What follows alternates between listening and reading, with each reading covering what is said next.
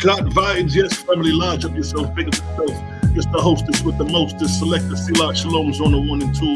You know how we do. It's the vibes.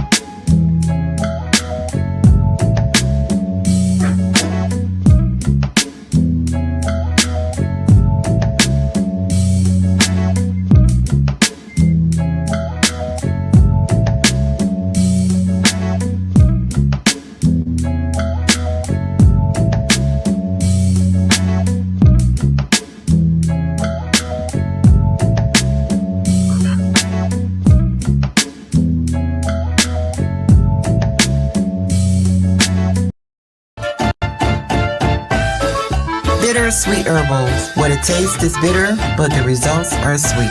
Bittersweetherbals.com.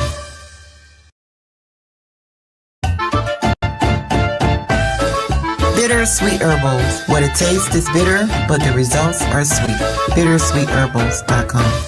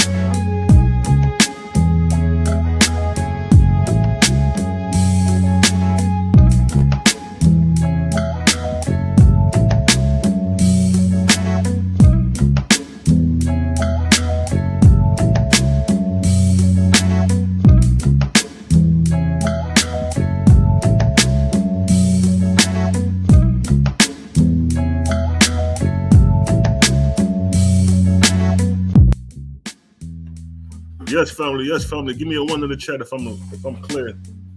Give me a 1 in the chat if you can hear me clearly. I see the gang chiming in. Elizabeth, I see you. Peace to the fam.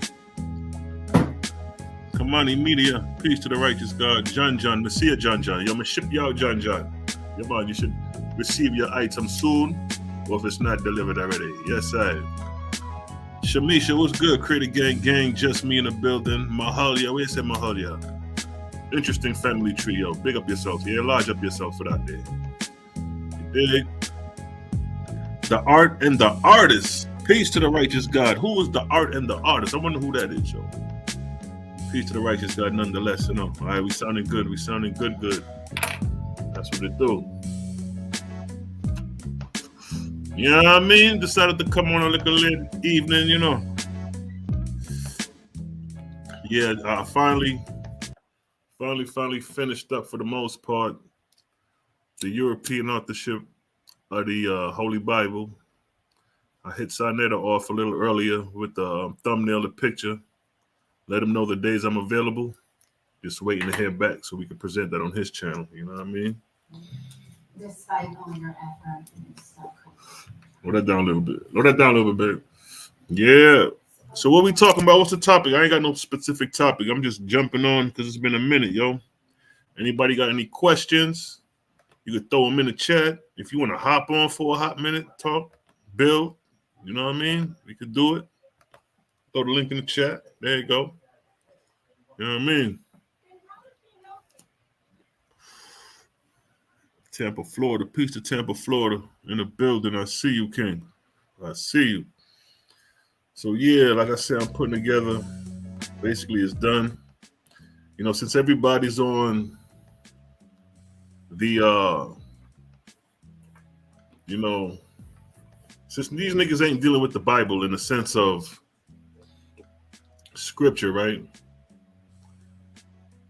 Everybody's attacking John Newbro.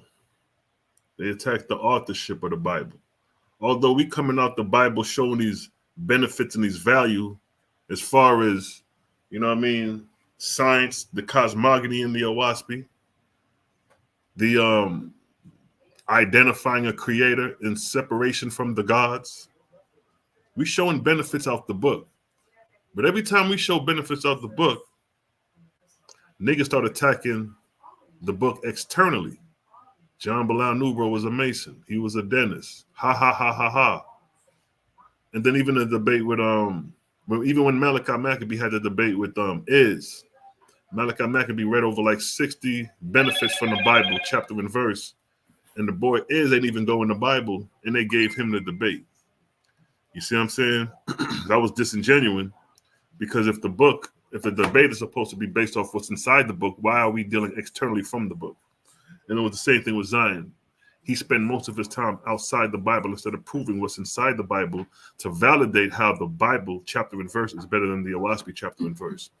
So since they're taking this approach of dealing with the author, I took my time out to put together a presentation called European Authorship of the Holy Bible. And when I tell you, when I finish that presentation, niggas ain't gonna talk about the authorship of Owaspy and John Newbro no more. Not with what I got hanging over their head. And what I got hanging over their head can't compare to what they've been trying to bring attacks towards the Owaspy. There's no comparison. When I lay this shit out on Sign of the TV, that's it. From that point on, it's either you're gonna debate the information or leave us the fuck alone. Because y'all got one white man, John Bilal Newbro, that authorized the Owaspy. You niggas got a 2,000 year motherfucking reign of Europeans touching your Bible. So when I display that, there's nothing else to talk about. And that's why it's disingenuous. That's why it's disingenuous. Because they trying to act like the Europeans ain't never had their hand on the Bible. And the one thing I'm going to address is that, you know, niggas talk about the Bible as a black man book. Nigga, that Bible ain't got shit to do with niggas, man. It may talk about niggas inside the book, but externally, niggas ain't got shit to do with that. You can't prove that. You dig? Shamisha, what's good with you? What we talking about? If white people of today is not the yellow and white people of Owaspy, who are they? I've been wondering this for a while. Now, shalom, brother Selah. All right, easy answer. Let's look at the name. Their name Caucasian, right? Matter of fact, I gave an answer to this in the chat earlier. I don't know if you heard my answer. The answer to that is the Europeans are called Caucasians. So the name right there gives away their nationality. They're from Asia. They're part of the Caucasus Mountains, which would be considered West Asia, coming from Asia itself. So if they're from Asia, now when we're dealing with the flood and the fleets that came from Noah, the Ark of Noah, you had Shem, Ham, Japheth, and Yester. Now, Japheth would be the Asians. That makes up the Asiatic race, the Chinese, the Mongoloid, the Asia. Europeans is Caucasian. So the Europeans would come out of Asia. And genetically, haplogroup-wise, they've been on the planet for probably like 10 to 15,000 years, which placed them at the ending of the cycle of Thor, which brought about the last ice age. So through the ice age, it could have caused genetic mutation of the skin. You see what I'm saying? And there, You know what I mean? They get the pale skin and all that. But and then albinism can be part of that as well. You know what I mean? As far as the pale skin, but you could be an albino and interbreed back in with a black person and have a regular kid, although you albino. So being albino does not necessarily mean that you come from a Caucasian race, because a lot of albinos are still melanated people. But just dealing with genetics and haplogroups, the European been roughly 10 to 15,000 years old, and their gene pool come out of Asia. So they'll be classified as a Japhethite. And of course, you had the Ayans in all nations, these white and yellow people. You know what I mean? We classify them as albino. You see what I'm saying? Because the Europeans, see, this is how you know the Europeans is not the Ayans, because the Ayans are 3 feet tall. They're called the sacred little people in the Owaspy. Now, the European nation is not known to be pygmies or Twas. They're not known to be little people. There has never been a race of Europeans that are pygmies that we know about. You see what I'm saying? So to answer that question, you say, sis? Oh, wow. Okay. Yeah, I understand. Yeah. But nonetheless, because keep in mind, that's why the OWASP be so dope, because it makes you question, it makes you investigate. If everything is there for you to know, ain't nothing to investigate, there's nothing to learn. There's nothing to be challenged about. You see what I'm saying? So good question. Trust me, when I first got it, that raised my brow. I was like, white and yellow. But I already knew that when they mentioned it, I was like, I know these ain't talking about white people as the North American European as we know today. And then the OWASP tells you during the cycle of Apollo that during that cycle, 18,000 years ago, is when we took on the form that we have today, the shapely form that we have.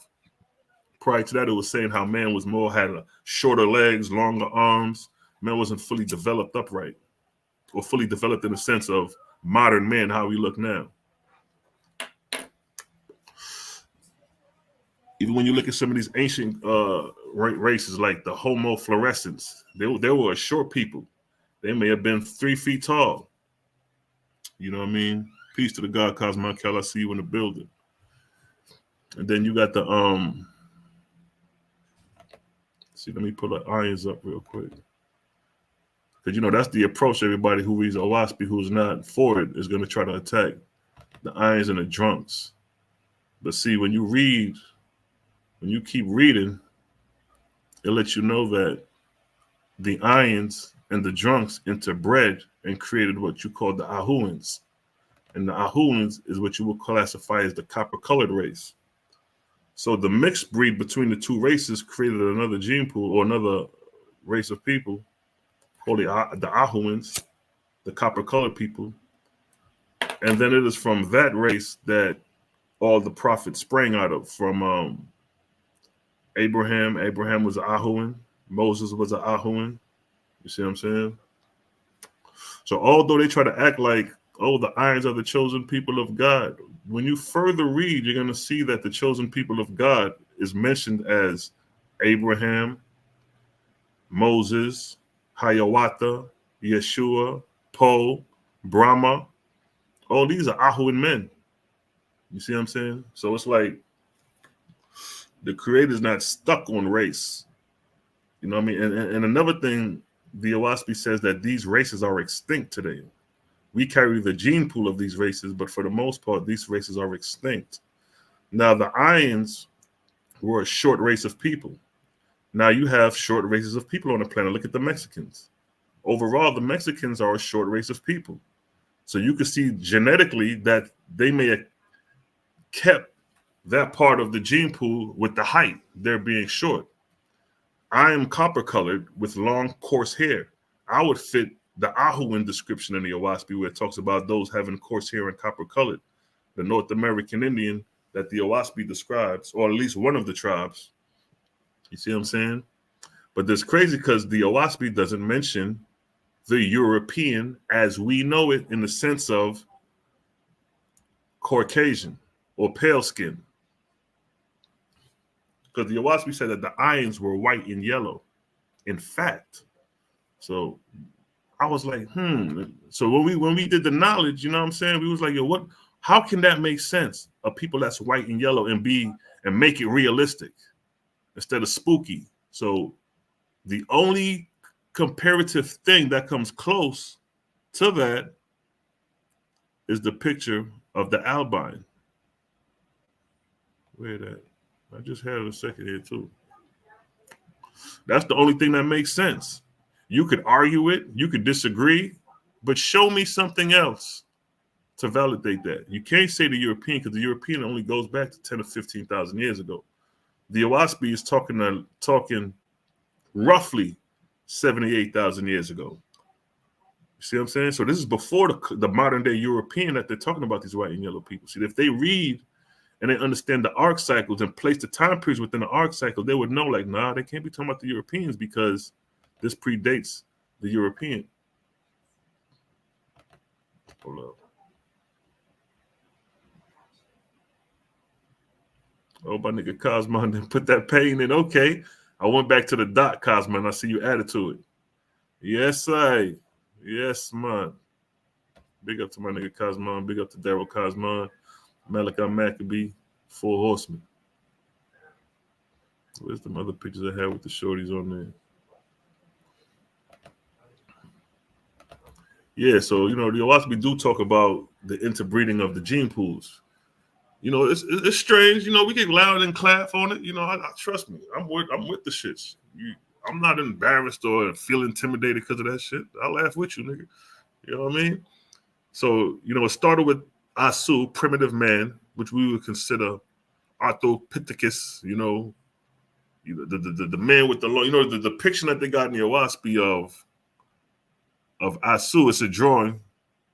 So, of course, we don't take the drawings in the Owaspi for face value, like, oh, this is the truth. We understand what it is. It's just an illustration to convey the message. You know what I mean? Even the depictions of them, it's like, all right, these ain't Negroes. This ain't, you know what I mean? This ain't no niggas. When you look at the pictures, but when you read the book, it's niggas. It's Negroes all day.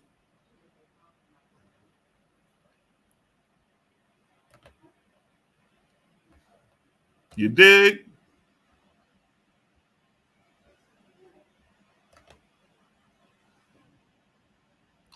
Big homie Nehemiah, what's good, King? I see you, beloved. Shout out to the righteous God.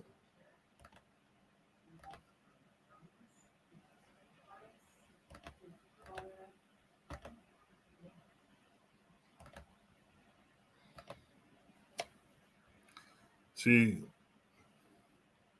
and that's another thing too. If they keep playing and sticking with that irons, we're gonna hold them accountable to know. Because when I finish that presentation about the European authorship, it's over. They can't sit here and talk about, oh, we don't read the Book of Enoch. I'm eliminating all that when I do this presentation.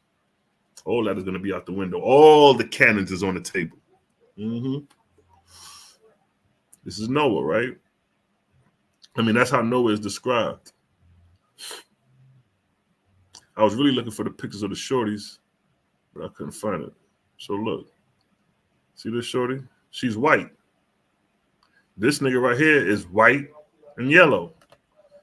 So when the Owaspi talk about white and yellow people,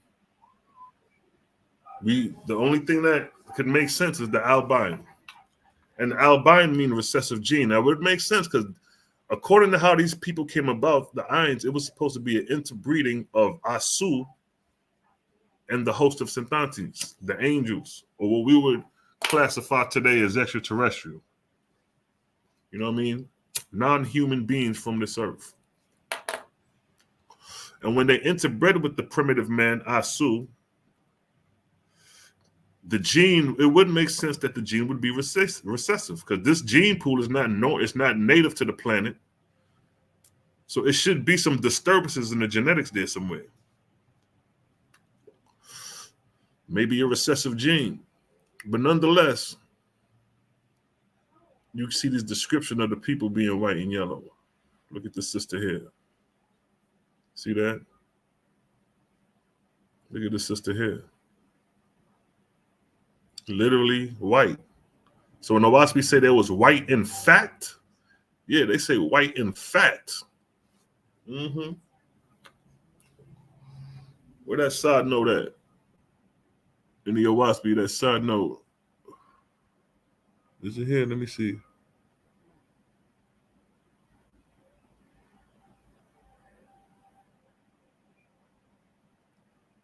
Let's see here. Hold up. And for that footnote, we'll talk about the irons not being.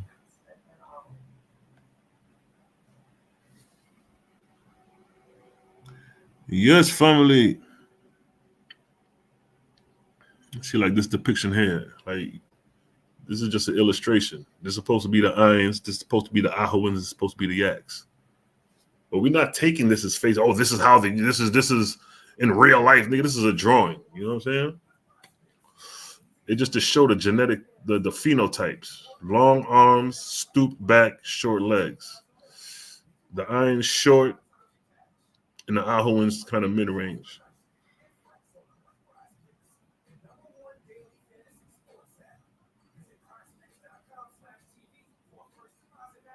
Let's see something. I was trying to look for it. It's not over here.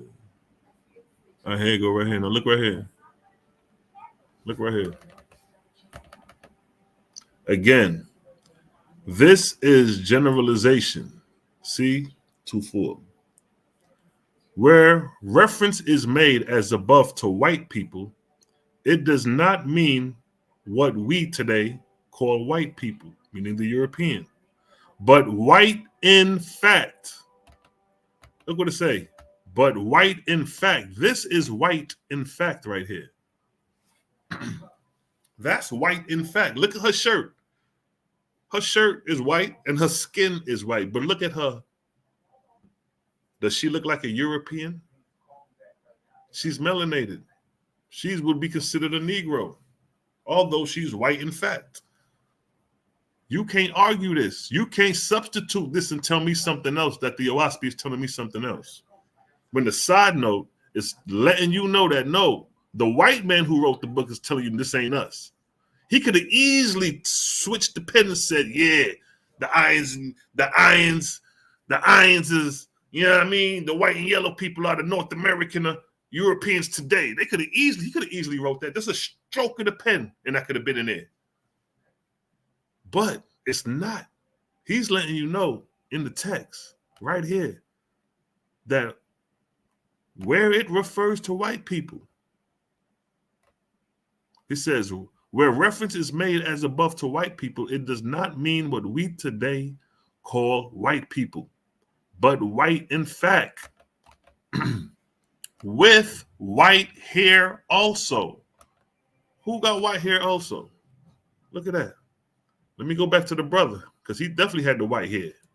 Look at that. White hair also. What did the OWASP say? With white hair also. Look at that. Most Europeans got blonde hair, right? Pull up the European.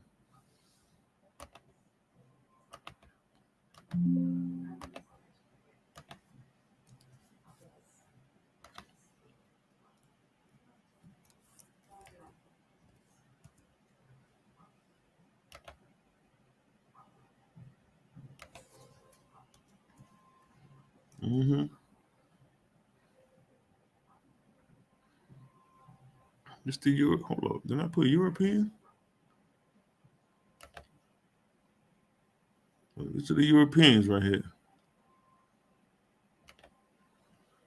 All right.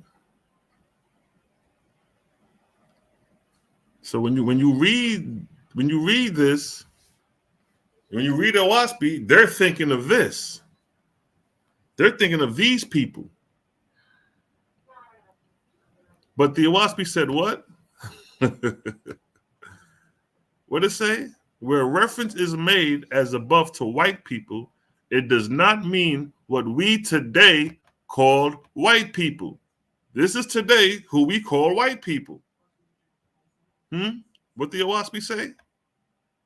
But white in fact with reference with white hair also.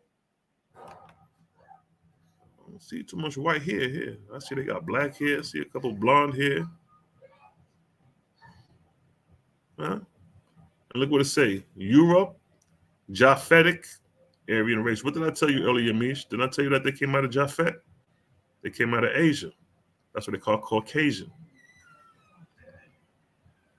But this is what they talking about. A Negro, because Asu was a Negro. A Negro. But there you have white in fact. White in fact. White and yellow. White in fact with yellow hair. See that? And when we look at the time period, let me go to the time chart, the timeline. You know, we put everything on the timeline. We put everything on the timeline. Let me get my illustration chart. Now look, these are the arc cycles. First arc cycle after the creation of mortals. This is the first arc cycle, the arc of Wayne. This is the time of creation of Asu, the time of the creation of men, the time of the intermingling of the angels creating the ions. But when we put it on a time scale, as far as number-wise, BC, AD-wise, this is what we're going to get. Damn, I ain't got it on here. Where that time period at? Damn, how I put it on here? Hold up. What time? When I got that on? What I got the time chart on? Get them little rugrats. Let me see if I got the timeline on here real quick. Hold on, what's this? No, this the wrong one. Oh. I just heard a boop.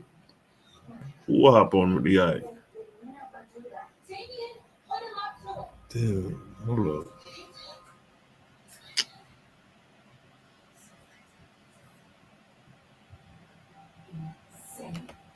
Let me go to my first round and look for a timeline right quick. You know, we keep it popping over here. All right, here we go, right here. Boom. Now look.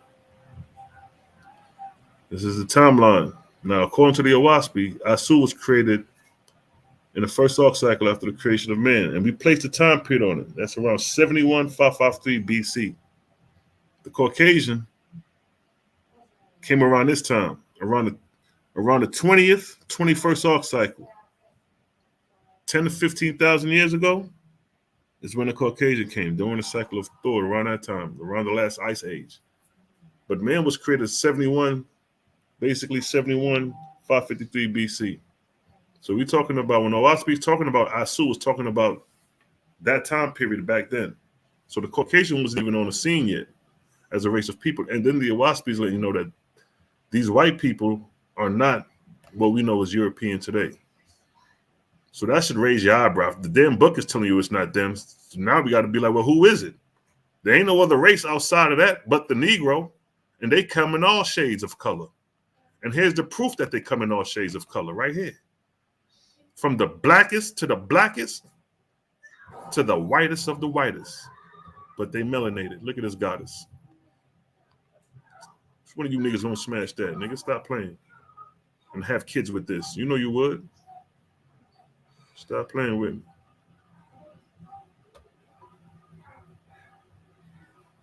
Look at that. White in fact. And this ain't no picture. This is a real person. This ain't no CGI. What the Owaspi say? But white in fact, with white hair also. But white in fact, with white hair also. See that? Do she look like a cork? Do she look like this? Do she look like this? We making sense of what the Owaspi is telling us, not what we want to feel. Not our prejudice that we want and racism that we want to put on the book. The book is telling you that, nigga, this is not the Caucasian. We dealing with something else here. And the only something else we got is this. And this. And this. You show me some. Show me, make it make sense. Objectively. The book telling you it ain't this. So who else could it be for this? Oh shit! Hold up, I had somebody in the back. I heard him come through. Lucy, what up, King? What's up, bro? Peace and light. How you doing? Hey man, I can't complain. Just decided to hop on and you know what I mean, talk about some issues. You know what I mean? Who else hopping on? I see Cosmo and Kel hopping on in the back. Where you been, King? You been good? How life been treating you, man? Good for the most part, man. You know, chilling, working. That's good, man. Good to see you, bro. Good to see you, man. Good to see you. Good to talk to you, bro. You know. Yeah, because you know shit happen in life, man. We gotta make sure everybody good, man. Because you know, one minute you hear, the next minute you get in a call like, yeah, such and such. You know what I'm saying? So it's good to see you, man. So what issues you talking about? No, I was just one of the sisters had a question about the irons, and I remember somebody on side brought up if the irons is not the Europeans, then who are they? So I was just referencing to show that in the book, the irons is not referring to Europeans as we know them today as North American Europeans, but something different. You know what I mean? Whether we know what it is or not, and I'm just showing the possibilities of what would make sense as far as the gene pool still being carried out and showing that every now and then you get these albino, these extremely light skin, like I was depicting here, for example. Like when you look at like even with this brother or this I think Cosmo pull this picture up right here. Like even with this is like extreme. You know what I'm saying? It's like, damn, that's not normal. So that's what we doing, man. Trying to make sense out of this thing. What's good, Cosmo? What's going on, family? What's the word? Hey, man, just decided to hop on and goddamn, you know what I mean, run up my StreamYard minutes a little bit. Yeah, man, it's all good. It's all good, man. Lou Shoe, what it do? What's up, bro? How you doing? Oh man, holding on like a hubcap, but I'm still spinning. What's the word? Hey, I'm waiting on Sunday a response because I sent them the thumbnail and I told them I'd be available tomorrow, Friday, or the weekend to do that European authorship of the Holy Bible. That's going to end all this authorship shit about John Newbro. All that talk about John Newbro, I'm about to end all this shit with this. If niggas decide to talk about John Newbro after this motherfucking presentation, they're going to be looking silly as hell because I'm going to have so much to just counter them with. You know what I mean? Yeah, they're pretty stuck on John Bell Newbro. You know, they always going to go to the authorship, you know. Yeah, they mad because this nigga wrote this vast information and they like, damn. You know what I mean? Go ahead, though.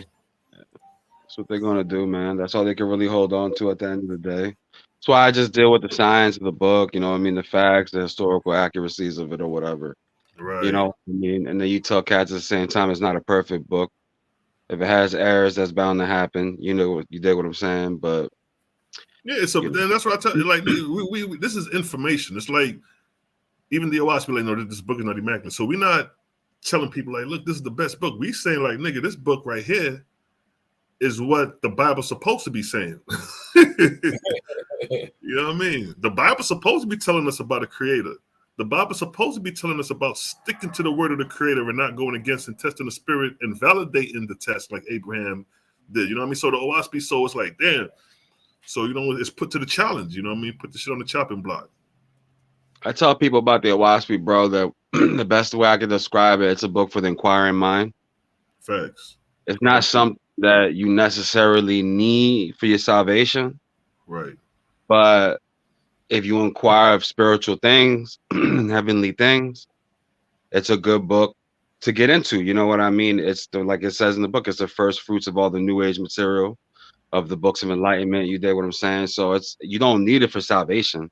You don't need, for an individual doesn't need to know the difference between God and the creator and the angelic realm and things of that nature. If they're just plain, if you have a person who's a Christian and they treat people the way they want to be treated, but they believe in Jesus or what have you, you dig what I'm saying? They'll be guaranteed a good spot within the heavenly regions. They'll be tolerated. You dig what I'm saying? Like they don't need all that. You know what? Let me piggyback off of that because I use that a lot of times as far as how you have Christians and Muslims that are good. They do good deeds. And although they're deceived by their God, even once they go in heaven and continue they just do, it comes a point where they may get wind that, yo, we've been doing good works to a false deity, and one of the messengers from true God may come and say, hey, yeah, you know what I mean? Like, the way is this way. And last time, they'll leave the false God and return back to true God with the same good works and good intentions that they was doing even in the false kingdom. Yeah, because they'll realize that they're not elevating. See, when they're still, it's a mental bondage that they're in. You dig what I'm saying? So it's like we read the book Life of the World Unseen when the cat was in that heavenly region with his boy as the spirit guide, and he showed him all the houses, and his friend told him, his spirit guide, or as Asaph, as we would know in the Owaspi, told him that, you know, what you see in the house is people of different faiths, Right. practicing their faiths. You dig what I'm saying? Right. Like, but one thing they weren't able to do was they weren't able to proselytize each other. There was no preaching. The heavenly region that they were in, they were like tolerated. That's what they were said. You know what I mean? They were able to practice their beliefs, but they weren't able to preach their beliefs to other inhabitants of that region. So you had your Christian citizens, your Muslim citizens, your Buddhist citizens, or what have you. They were saying mixed in with cats like us. You know what I mean? Like peeping the scene. Same so we shit were like we on Earth right now, actually. Yeah, pretty much. That's and you right. just respect one another. But like here, there's preaching. There's no preaching. You dig what I'm saying? Like the bull was saying, Christians still go to church and do their masses or whatever. Muslims will still keep salat, and they'll probably still try to make hajj and shit like that. And you know what I mean? And we'll have our little, like how in the Life in the World Unseen when they went out to the meadows or whatever, and there was this little temple in the middle, and they sat in there. One of the higher angels from the higher heavens came down and started communing with people. We'll be doing that while everybody else is doing, you know, why they in their mental bondage. You dig what I'm saying? Until they figure out, like, damn, there's other gods, there's other heavens. Like I can graduate out of it. You remember the part of Life in the Unseen where it said there's even those who think that when you die, you're supposed to just meditate and just be sitting up there meditating all day. He says, yeah. They wake up and come to the conclusion, like, all right, think about this shit and go over here. Right. That's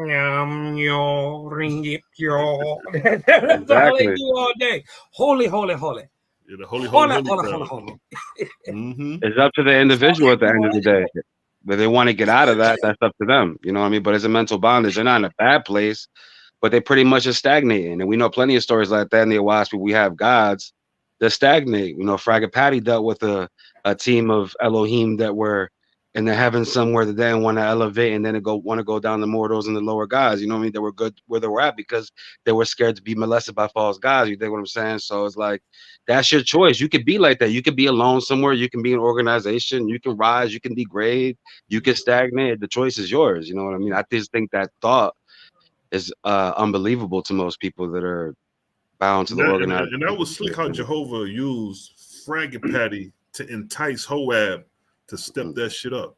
It's crazy that y'all brought that up because I think this is what I believe, that there is in Owaspi a point where we see what we would first start to call today modern white people step on the scene, and I think the major confusion comes in is that they don't understand that it's still further genetic mixing coming on. But I think it's you want to pull it up, Selah? Say it again. What is it? It's Book of Fragapity. You dig what I'm talking about? 40.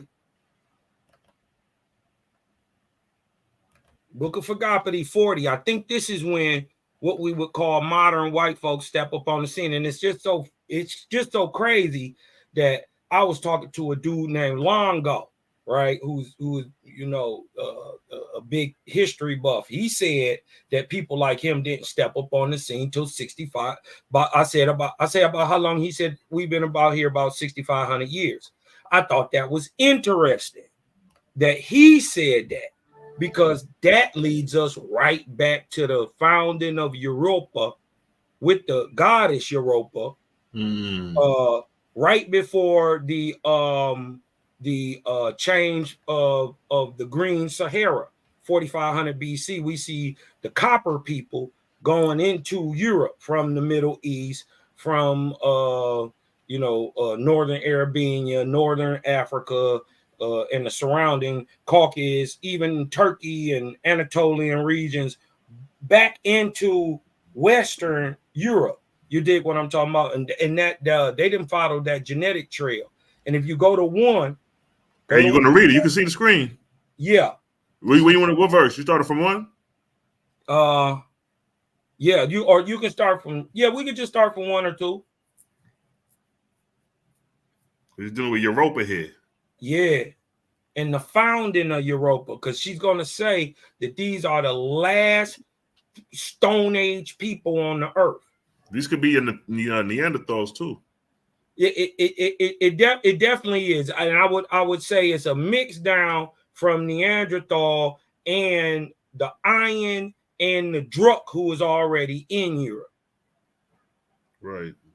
Yeah, that had to be. Actually, the Neanderthal could be the Druk. Yeah, case in point. Case in point. You see what I'm saying? It says, Fragapati and his host remained 30 days with Girakshi, and great was the enjoyment of the people. Then Fragapati departed, going to the kingdom of Europa, first goddess of the barbarian division of the earth. This is so, mind you, Fragapati was only there not that long. You dig what I'm talking about? They only stayed 4 to 8 years, the Metherians. Yeah. That damn wasn't that long. So we talking 7,053-ish. Right. So if Fragapati and Hoab happens at the same time of Zarathustra, right? Then we talking 7,053 BC. Right. And it's basically 9,000 years ago. 9,000 years ago.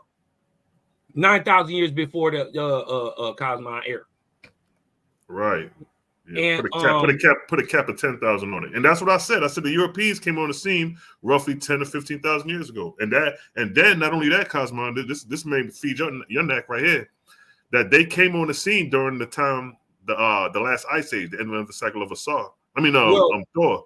Well, they would have came after the Ice Age. It would have been. That's what I'm saying. That's what I'm saying. They would have came. Yeah, it would have been after the Melt Pulse one, because we had we had the Younger Dryas, then we had the Quaternary extinction event. Whatever that was, whatever happened, it killed off a whole bunch of megafauna. Right. This about 10,000-ish. Right. And but we already in Younger Dryas. So. That's what I'm saying. So from there, that's when the gene pool could have mutated to the lighter skin to that degree, with the temperature being more cooler, less sunlight. I think that would have happened later, because right at this time, 10,000 BC, there is a glacial sheet 3 miles high on Europe. But see, what I'm saying is that time, let's put a cap of 1,000 years, because none of this is happening overnight. So within that time span, from that last 600 years from Thor coming on down, that time would have been where the mutation for this new gene pool called the European would have spawned from. Not overnight, but over the course of, say, 1,000 years. Or it could have been the whole arc cycle. It could have been the whole arc cycle that this breeding was taking place in Europe. Wasn't nobody else there. Who was after Thor? Osiris. And then Apollo, Thor, and Osiris. Remember, during the time of Apollo is when men were being shaped to pretty much modern. Right. That's 18,000. Right. All right. So they would have came probably within the cycle of Osiris in that sense. Cycle of Osiris 12,000 years ago. Right. I'm saying they came during the time of Fragapati, 7,000 BC. That's only 9,000. Come on down to the Ark of Luke. I'm saying this is where I believe. I'm not saying this is what's fact, but we see. Well, if that's the case, if they would have started back then, by the time they got to Fragapati, they would have been a decent sized nation of people at this time. And they would have, you got to think about it. They would have survived the. They probably went south. First of all, they went south. They survived the Younger Dryas, the Quaternary extinction event, and Meltwater Pulse B1, which which everybody, or a lot of people think is the flood. But that happened around, let's just say 8,000 BC. You know what I mean? And they survived this thing. You dig what I'm talking about? Or when it happened, they could have got locked in. And then when the sheets melted, that's when they came south and came back. You see what I'm saying? Let's say a barrier. Let's say a barrier. Let's say an ice barrier took place somewhere, during the last ice age, and those within that barrier were stuck on that side. Let's say Europe, Caucasian, and those on the opposite side, of course, would have came down into Africa. But if they would have been in that ice sheet, of course, they're going to adapt to survive. And then the gene mutated because of the sunlight. You ain't getting no sunlight like that. And then you talking over a course of let's say 600 years to 1,000 years, because in the Waspi say when Ajah came, he coated the sun where it was shining like a coal of fire. The first thing, so the first thing that we would see change, because first of all, we got to remember, Younger Dryas, we know that Cheddar Man existed.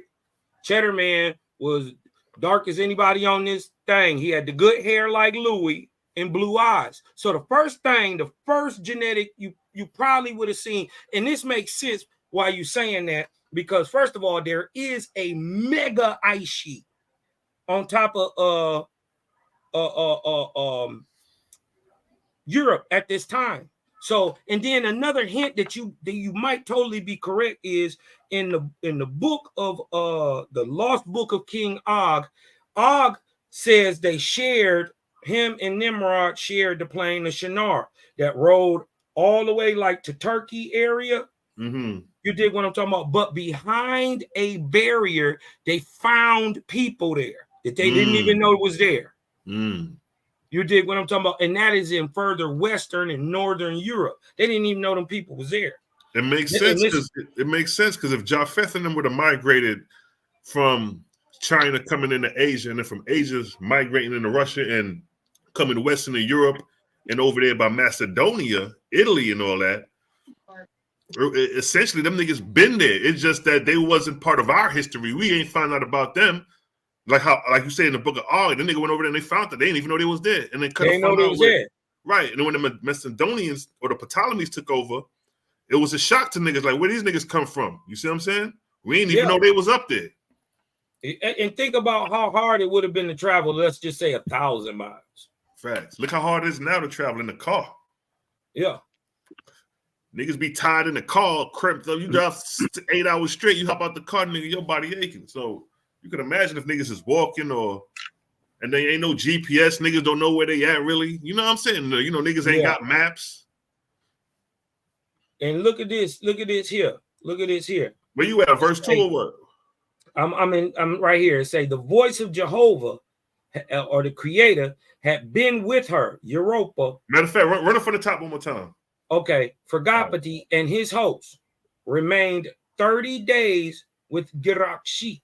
It's a heaven, right? And great was the enjoyment of the people. And then Phregapati departed, going to the kingdom of Europa, first goddess of a barbarian division of the earth, Europe. And the voice of the Creator had been with her from the beginning, but there were few corporeans or humans in her division, right? And only 600 million angels, mostly Drujas. That's a low number. Right.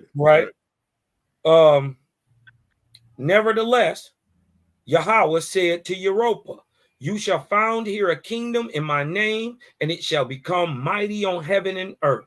Europa said, what is the best way, O Creator? And the Creator answered, saying, as for the Drujas, you know.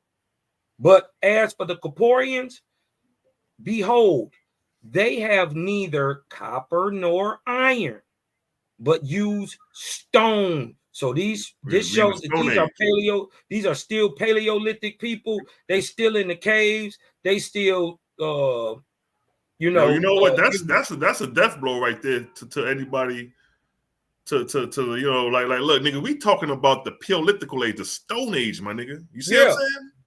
Niggas in the Bible ain't talking about no Stone Ages and you know what I mean? Niggas not using copper and stone yet, and the copper and iron, these niggas still use the stone. I want you to teach these niggas and bring these niggas to the Bronze Age.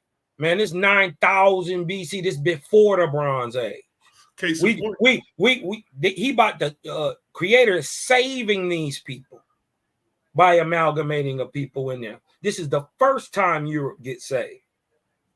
Therefore, send 500 of your shards. So wait a minute. They had neither copper nor irons, but they were in the Stone Age. So these were probably most likely troglodytish, mountain cave people, or they lived in what we call corrals, and especially caves. Yeah, especially caves. They were stone people. It's okay. That's what I like the oldest remnants is found is damn near in caves and shit. We listen. Everybody lived in it at one time or another. If you don't think so, you're just stupid. You dig what I'm talking about? You ain't nobody better than nobody. Shelter is shelter, goddamn it. You know what I mean? You ain't. Yeah, creator didn't just pop Adam on Earth and he had Roku and Wi-Fi cable kicked back, smoking big stogies, and he had his own crib already built with AC in it. You know, the Irons were also known as the subterranean people. Yes, because they were able to mine. They taught the Iowans how to get to the mines and all that. So they had to have been a subterranean people. They had to live underground, live in caves. They lived in mountains. They lived in tree temples. They lived in mounds. You know what I'm saying? Yeah. So and they live under the mountains. It's under the mountains where the mountain is how you get in. You dig what I'm talking about? Louis is absolutely correct. We go to places like Darren. First of all, when you go west, you automatically know, you get an eerie feeling that it's something under your feet. It even got me rethinking the y'all heard about the hollow earth? Not saying the earth is hollow, but no, there's spaces in it. There's massive caverns in it. Did you? It's a video on YouTube. It's called, I think it's one of the biggest caves, man. If you go in there, there's the dude, he went in the cave. And if you see how massive this thing is, he was standing on a rock. Somebody went a little further to take a picture to show how massive. You wouldn't even think that nigga in the cave. You think he out in the jungle somewhere. Yeah, it's got its own climate and everything in there. Yeah, I see that shit like nigga. You can fit the interstate. What do you call that building? Empire State Building. Empire State Building in this cave. Nigga, you know what's probably living? You know what type of prehistorical animals living in that joint? That ain't no telling. I heard there's like more.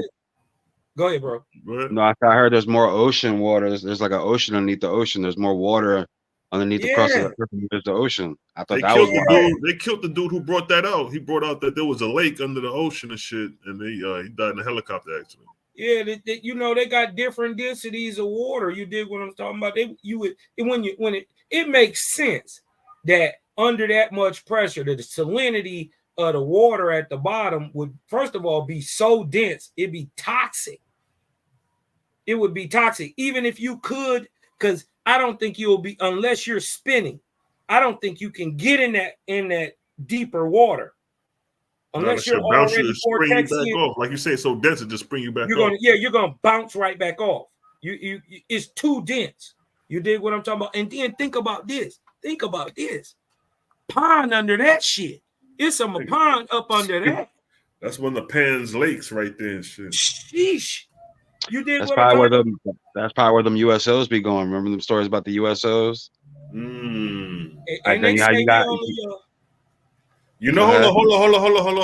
on. That's deep, because think about it. If Pan is sunk in there, and that's recorded in the libraries of the heavens, and if some angels want to come and investigate Pan, what better? Them niggas that go to the record, get the we're gonna take the ship, we're gonna go down there real quick. Bam, niggas down there investigating Pan.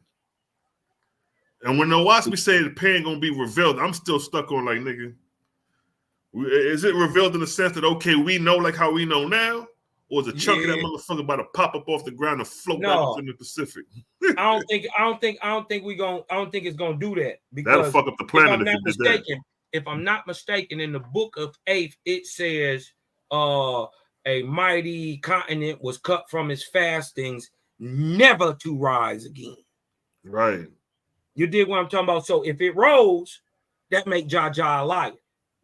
So I don't think that that's what's happening. I think that they're going to just be, first of all, they're going to look under the surface of the dirt. Yeah, Just they're gonna look have to under have the some surface of the technology. dirt. The technology will have to speak for that. Yeah, bro. Listen, but we got LiDAR. Just use it under the water. Right. They ain't thought of it yet. You did it on land. Use it underwater. Use it under the land, under the water. Listen, Louis, they about to find every fucking thing, bro. Because they're starting to use these Everything. scanners now by the pyramids of Egypt, and that's how they finding a lot of these other goddamn chambers in underground and shit. You know what I find? You know what I find interesting about the pre-flood map and the OWASP? When you look at the pre-flood map that is drawn in there with pen, and then you look at the post-flood map, you don't see Antarctica in the pre-flood map. But when you look at the post-flood map, when Pan's already submerged, you see a little land sticking out at the bottom. That's because it just got there 24,000 years ago. It's brand new. It just got there. And it's probably was jungle at that time. Right. Listen, or it wasn't even above water. You ever seen the pictures of Antarctica if it melted? You should look that up, Selah. And then hold on, but this was gonna fuck you up. Look, what's gonna fuck you up is when you look at pine, right, and you compare pine, right, to the tectonic plates or the Pacific continental plate. Look that up. The Pacific, the continental, Pacific continental plate. Hey, look at this though. Look at this.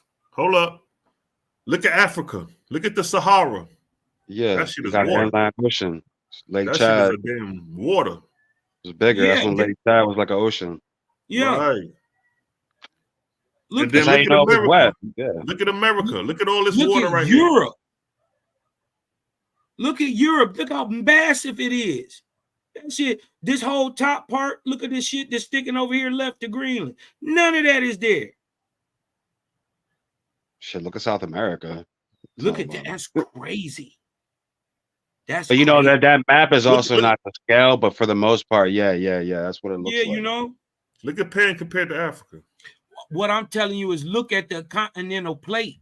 If you look at the continental plate, you can see how Pan was. Look at the Pacific continental plate. You can see Pan. See the outline, everything, how they carved it up like a fucking pizza. Look at it. Look at it. Boom, right there. Go to that yellow one.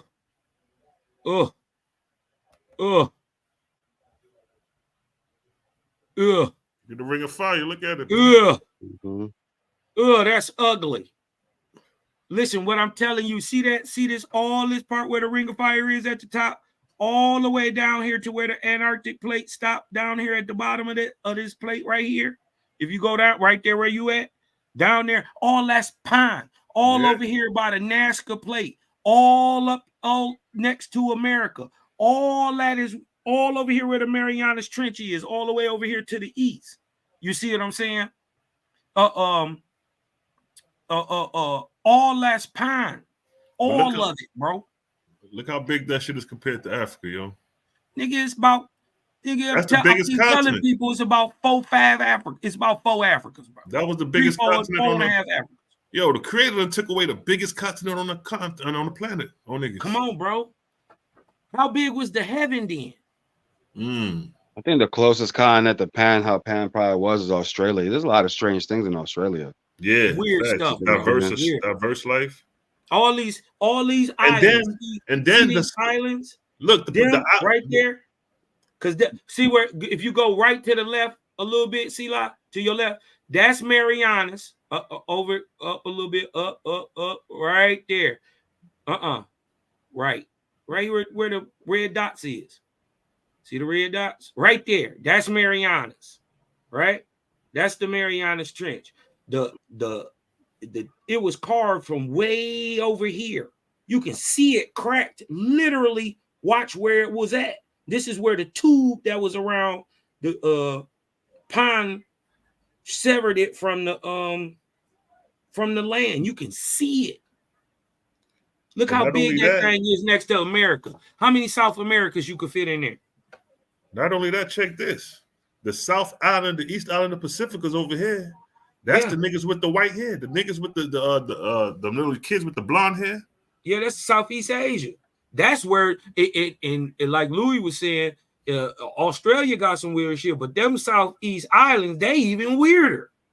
Yeah. Because they're all near Penn, you know what I mean? That's all the east. So Hey, sunrise is the east. Did you hear that that they found what was it 6,000 islands, Selah? 7,000 islands off the coast of Japan? A word? 7,000. Look at the remnants. Look at the white and the yellow. And this is over there in the East Island Pacifica. Yeah, that's Papua New Guinea and shit. Yeah. Southeast Asia. Look at this. Yeah, these ain't no Bantu Negroes from the Congo.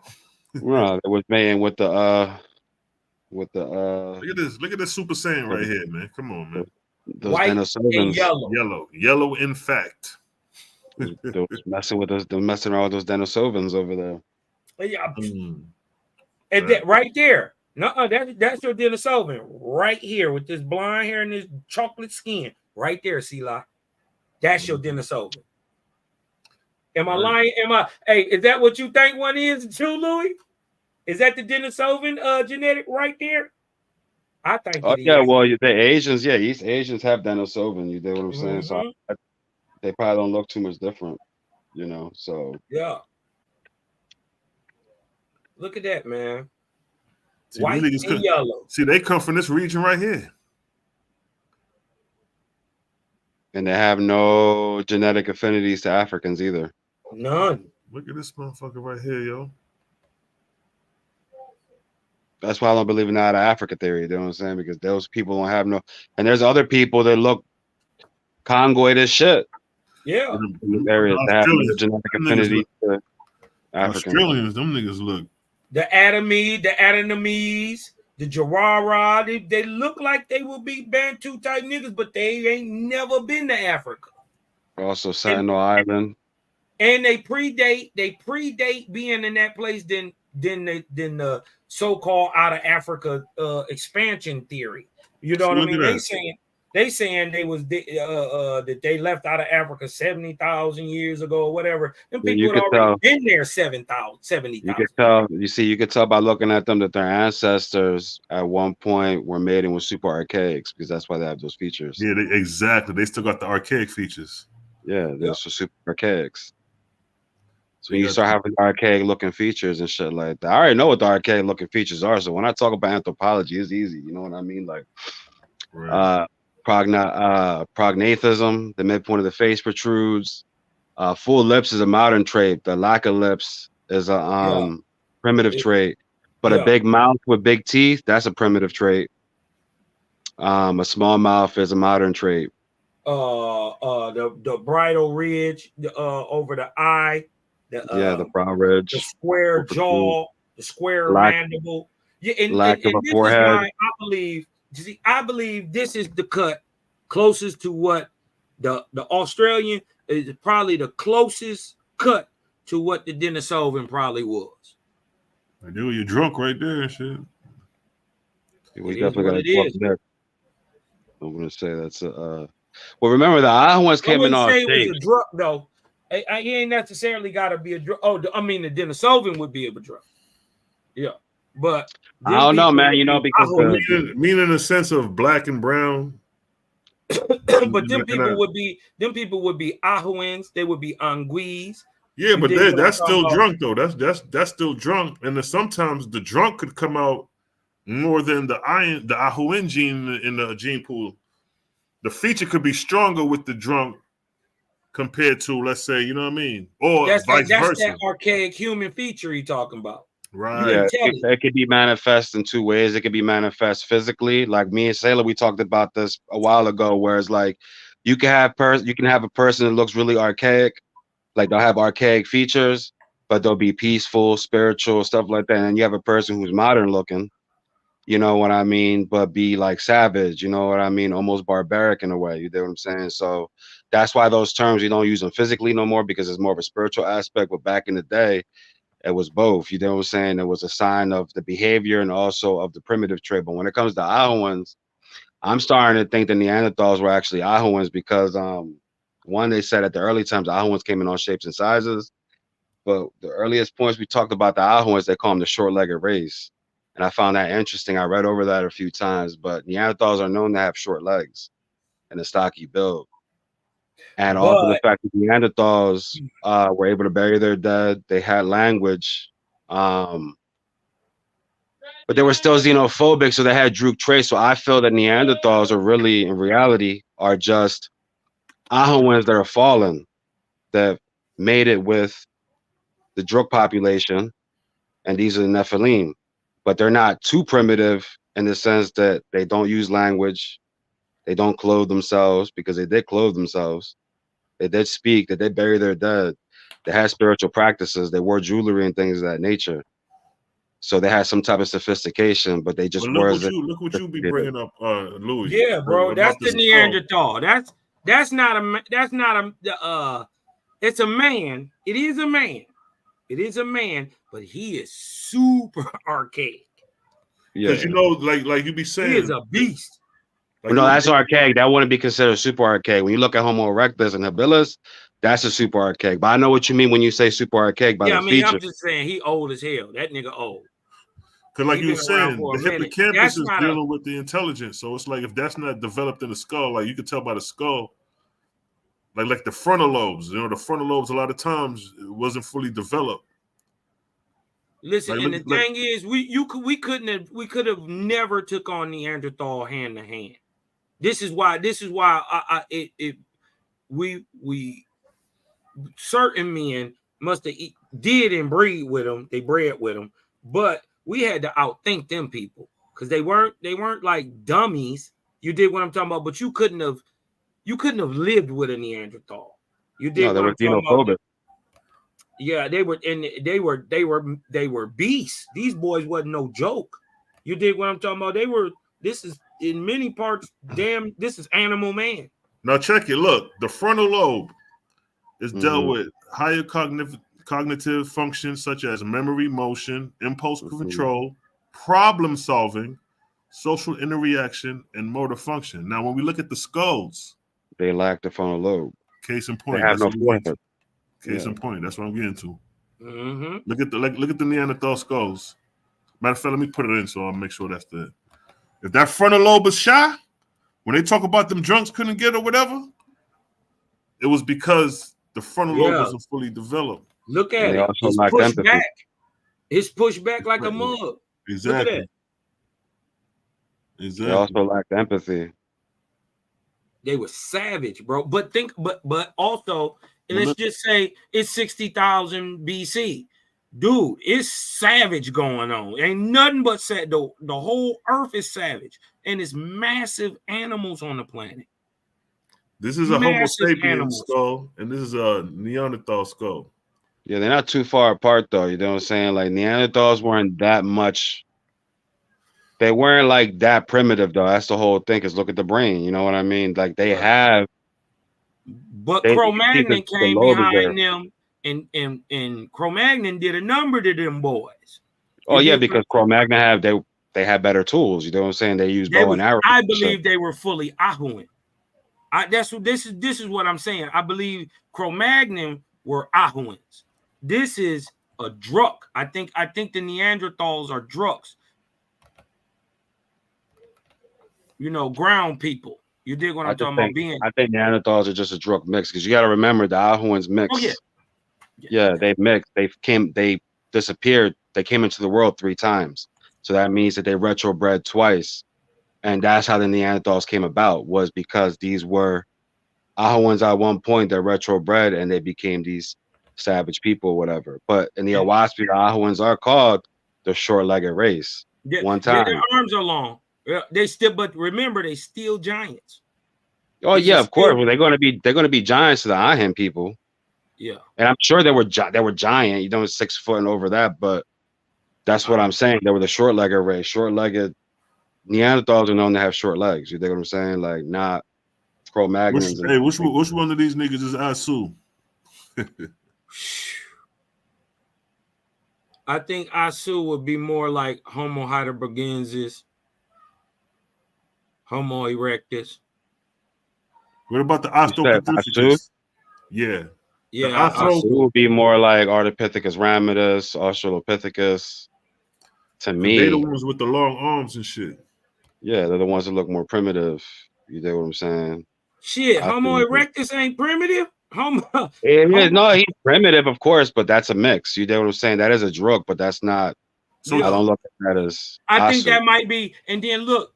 If you got pull that back up. If you look to the left, you see what I understand as the 2 times man were made. The hominin mix, because man starts to look. He has many shapes in the older category. I think this is where you get your hominide, your hominin type men, your early archaics. You dig what I'm talking about? And then you see it start to meld into more defined skull types. You dig what I'm talking about? All across the world. You see what I'm saying? They're getting more and more defined. And I think that's where you'll find in that line of Homo habilis, ergaster, heidelbergensis is where you'll find what we would commonly call a Neanderthal. Yeah, Homo heidelbergensis, Rhodesia man, and them, they're like predecessors to Neanderthals. Yeah. Now look how long their arms is, because you remember the depiction of Asu in the Bible. I mean, the Asu in the Owaspy, the nigga had long ass arms. So we gotta identify with that. I think that's a monkey. Who, Asu? I think that is a monkey, Australopithecus. Australopaleolithicus. I think that's a monkey. The Australopithecus niggas is the only niggas with them long arms. See, look at that. But I don't think that's a man. Look at the feet. That's Asu. The black and white is Ardipithecus, yeah, but you have Australopithecus. Now, I know some say Australopithecus. I know Susan has it to Australopithecus as an update, because what she's saying is when the angels came down, there was multiple like matings or whatever. So you had like everybody didn't just come out one way. Right. You know what I'm saying? So there would have been multiple matings. So when they made it, you see them get bigger. Like Ardipithecus is smaller than Australopithecus, and Homo habilis is taller than Australopithecus. You know what I'm saying? So you're starting to see the upgrade. You know what I mean? And it goes from there because it's heterosis. Heterosis, obviously, hybridization. You're bigger, stronger. You know, supposed to be smarter, but that's not always the case. See, look, this Homo erectoid. Yeah, Asu. That's like a now look at this. Legs. Now look at this. See? Yeah. That's what I'm saying. Hold on. Let go back to Asu feet. I'm saying. I don't think that's. I mean, them the only niggas, them Octo-Pacificus niggas with the long arms. When you start getting to the Homo sapien and them, their lungs is equal with the body. Well, look, I tell you what, Robert Saper would disagree because I've seen a few of his videos recently. He don't believe that, so I don't know. Yeah, and I don't believe that. I don't believe we was ever monkeys or nothing like that. No. I believe that there was. I believe that there is a nigga who would look more beastly. Yeah, this is their depiction of it. That don't mean just like this. That don't mean that this is how the Asu look. But as far as identifying with long arms, kind of shorter feet. Legs. Well, yeah. So looking at the skeleton or the remains of that, let's go come back up right here. That's the real shit right there, and that's all they got. But I'm not gonna say this. The nigga look like this or nothing like that. I ain't saying that at all. Now I ain't saying the nigga look like no monkey. Now was Asu was a beastly nigga? He was. He was. Listen, he was. Remember, he was of the earth only. Right, and then he didn't have no knowledge, bro. That's what I'm saying. So we got to consider. It was dinosaurs on the earth at this time. You dig what I'm talking about? He had to be savage. He had to be just to exist. But I think There's first men, features were I the think animals. men have always had one feature that separate them from everybody else, and that's the feet. You dig what I'm talking about? That locomotion. And I don't think niggas was monkeys just running around. You dig what I'm talking about? Tree to tree. You dig what I'm talking about? No, you had to get and get gone. You dig what I'm talking about? And had to be streamlined with your running. And then you remember, you hey, hold up now. Remember, we got to be real with it. The description of man in the beginning was real fucking primitive. Yeah, he did kind of crawl. Yeah, you remember the nigga spoke. He had to walk upright. He spoke from the thorax. Ooh, ooga booga. That's that ooga booga shit. That ooga booga. Where you think ooga booga come from, nigga? That's Asu, nigga. Yeah, we got to remember these pictures, these drawings and shit are not the scale. Yeah, of course. Yeah, of course. We don't take none of We don't take that shit serious anyway. No, we don't take none of that real. Trying to make sense of what don't make sense. Right. I take the shit serious. I just don't take it too serious. You know what I'm saying? Like I just look at it as a general description, like you were saying earlier. Like a blueprint, like yeah. But when I know that it's not the scale, I don't put too much stock into it. Yeah, I just don't think I wasn't one of the monkey things. Now, a man is a man is a man, and he in his earliest stages he was very primitive. You dig what I'm saying? But he wasn't no monkey. Like no, he might even been lower than a monkey. Nah, you know what, nigga would have been a man because the example of is through the seed. When you have a child, the child comes in blank, comes in crawling. That motherfucker ain't no monkey. He's still a man. Right, he's still a girl. When apes are born, they're born blank. They don't have like other animals do. You know, human beings are primates. You know what I'm saying? In Latin, if you look at primate means to be first in class. Well, it actually means to have your eyes looking forward and be able to be bipedal. You dig what I'm talking about for at least a couple steps or something. And that's a whole bunch of animals. Like lemurs is primates. I wasn't no lemur. But I get what you're saying with the great ape and all that. And I just don't think that there is a common ancestor. A man has to mate with a man to produce another man. Now look at this. Look what Homo erectus say. Upright man. When did man start walking upright in the Owaspy? With who? Irons. Really with Asu. No, really with Asu. Because I was about to say that too. Yeah, really with Asu. So that would have been in the time of creation. That would have been before the Irons. So in between 78,000, 71,000 BC ago. So that means Asu would have had to be Homo erectus or one of the two. I think that's the difference between a hominin and hominid. That more defined people, that ergaster. Let's see what that's Homo erectus, upright man. Let's see what Homo sapiens say. I'm saying these are the more defined. You go because you did what I'm talking about. Because at the same time, you're gonna find Denisovan and Neanderthalists. You know, one going north and one going back east. You dig what I'm talking about? At the same time. Right. So let me go to Homo sapien because let me see what that should say. Man, where that shit at? It's supposed to goddamn give me a link down here to show us somewhere. Yeah, I don't rock with that. I don't rock with evolution at all. We don't do that. Nah. Jaja say you are what you is. You is, man. Homo sapien. What that word? Hold on. They got the etymology of that joint. Right there. The term Homo sapiens coined by Carl Linnaeus. There you go. There he is. There he is. All them niggas in the science, knowledge community, the conscious community. Oh, you know, we Homo sapiens. There he is. There he is. But y'all mad at John New, bro, but y'all use that Homo sapien, though. Boy, I'll tell you. Ignorance. System.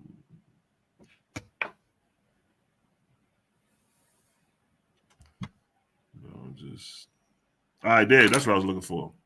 The name Homo sapien means wise man or knowledge man. Who was the first niggas to say got knowledge? Who was wise? Man, able, man, ability. The goddamn Ions. After the Irons, it would have been Habilis. Habilis could have been an iron. Up. That's the crazy part. What they call a habilis could have been an iron. So what I'm showing is Homo erectus means upright man, and Homo sapien means wise man. That's your Asu and your Able right there, or Iron right there in the sense. That's your second breed in the Asu. You dig what I'm talking about? Your Aram, your Asu, your hominid, and then here you go with your wise man, your upright thinking man, your IN, the guy who gets it. Damn, that's all they got for a Homo habilis? Or just jaw? He don't look like a real big guy. That nigga got some eye teeth and shit. Damn, what's that? Man, that's a Homo habilis right there. Ooh, wait. Super archaic. Yeah, that early mix. Yeah, that's when the eye hands. That's when the eye hands disobeyed and they went out of the garden and they started mating with the Asu ones. Look at that nostril, my nigga. Look at them could have possibly been Ahuans, early Ahuans. But look at the frontal lobe. Yeah, it's pushed back. It's pushed back, so they wouldn't have been fully. Their eyes, man, listen. Or they would have been real primitive. Must have been crazy, bro. Yeah, then they got some big ass eyes. Because those people hunted at night. That's why their eyes were so large. Yeah, they hunted at night. They would have been cave people. They would have been cavemen, so it'd have been beneficial to have large eyes that see in the dark. But they know Neanderthals used to hunt at night. They were night warriors. Everybody ain't even got that Neanderthal. And remember, we was breaking down that really the last of them niggas is in Europe. 7,000 BC. Oh, nigga, you never finished read the fucking verses. Yeah, you did what I'm talking about. 7,000 BC. All right, look at the side of you with the brain. Look at the frontal lobe, yo. So we got the last of the Neanderthals. Let's just say he got a little Denisovinian in it. Back part of the brain, dude. What's the back part of you notice the back part of his skull? You know what I'm saying? Yeah, I'm about to look that up because whatever that back part doing of the skull, that's what the fuck they was involved in. What's that back part of the skull called? That's called a doliolithic. That's called a doliolithic or something like that. Skull. Optical, yeah. All right, I see it. Let me put that in right there. That's where you see at right here in the back. That's what make you see. Because if that is what it is, then their vision was off the chart. You ain't lying about that, my nigga. What it say? Man, does that control vision? What it do? Optical lobes sit at the back of the head and are responsible for visual perception, including color, form, and motion. I didn't know that, but it just made sense of how Jaja do shit. But it makes sense because if primitive man, he gonna have some of the best goddamn eyesight out this motherfucker. He out of control eyesight, and he gotta see in the dark. He must see in the dark. Stories of Sasquatches mostly at night too. Yep. I think Sasquatches is yaks though. I think they. Yeah, I mean, I can see that, but I'm just saying that they all have that because they hunt at night. You know what I mean? Yeah. But look, that's why Homo sapiens had to be careful and shit. It's the occipital lobes sit at the back of the head. Hold on, go back up. Oh, you was reading? My bad. Go ahead. Yeah, the occipital lobe sits at the back of the head and are responsible for visual perception, including color, form, and motion. That's why it's big, Louis. He got a whole bunch going on with his vision. Damage. You gotta think about it. If you were Homo sapiens sleeping at night, you know what I'm saying, in the camp, you had to be careful because these cats were active at night. You know what I mean? They came across a bunch of animals. And this is how the rapes and shit happened. You know what I'm saying? Like that's how the matings happened because there was most of the time it was probably raids on like Neanderthal camps and Homo sapien camps. When Neanderthals took down on Homo sapien camps, they probably took down on their women, raped their women. You dig what I'm saying? Probably ate some of them. The ones that got away probably got pregnant. You know what I mean? Stayed pregnant, gave birth. That's where you had these hybrids. And it's likewise with these Homo sapien tribes. They probably went, raided on these Neanderthal and Denisovan camps and did the same shit. You know what I mean? Slept with their women, probably enslaved their women and shit like that. And then you had these mixtures. You dig what I'm saying? Like, that's how it was, man. And also you got to be mindful what the Owaski tells you in the early times, man. they govern themselves differently. They didn't look at looks, status, Right. like how we look at today. You know what I'm saying? It was survival. There was survival. They only wanted to eat and cohabitate. So everybody looked crazy because even with the circumcision, you dig what I'm saying? It was to so the iron women didn't get deceived. If they didn't get deceived, that means that they didn't consider the form of the individual that they were mating with. Right. You dig what I'm saying? So that's why you needed the circumcision. So they can start considering. Yeah. Yeah, they can start considering. That's right. So, wow. You know what I'm saying? I thought that was pretty wild. The major lobes of the cerebral cortex in the brain of mammals. The name derives from it right here at the top. Let me largen it up. All right, go ahead. It says the occipital lobe is one of the 4 major lobes of the cerebral cortex in the brain of mammals, proving that man is an animal. The name derives from its position, occipital, at the back of the head, from the Latin ob, or behind, and caput, as in head. The occipital lobe is the visual processing center of the mammalian brain, containing most of the anatomical region of the visual cortex. Dope. I didn't know that. Oh, the mammalian brain? Yeah, I knew what the occipital lobe did, but I didn't know it was in the back of the brain. And that makes sense why Neanderthalis, Erectus, all them got them big ass brains in the back, but they shit in the front pushed. You couldn't have no conscience then. Hold on, whose skull is we looking at? The Homo sapiens, the Homo habilis. This is the Homo habilis we talking about. Okay. Yeah, that's habilis. You did. So these niggas had some great vision. They said the Anunnakis had good vision too. No, they said they had poor vision. Eyes is, man, that's crazy. Now go ahead. That shit is wild. You know what I mean? So I mean, you would have a big brain to do all the things that your eyes could do with that thing. Which you know what I mean? You would probably see in outside of 400 to 700 nanometers, easy. You would see it dark. That would be your whole really mission, to be able to see it dark. And nigga with some big ass eyes and looking at you and shit. Yo, with them big ass monkey teeth, with that gorilla jaw on him, with that criminal brow. That nigga brow, he going to jail with that brow. You ain't gonna do nothing. You about to go to jail. They said their brow rate was probably a sign of aggression to keep people away. I found that interesting because you know, when you look at the Bible with Cain, it says that Cain had a mark on him to show brow, boy. Nigga see that brow, like lock that nigga up. Yeah, man. Look, that nigga dangerous to be looked upon and shit. Look at that nigga brow, man.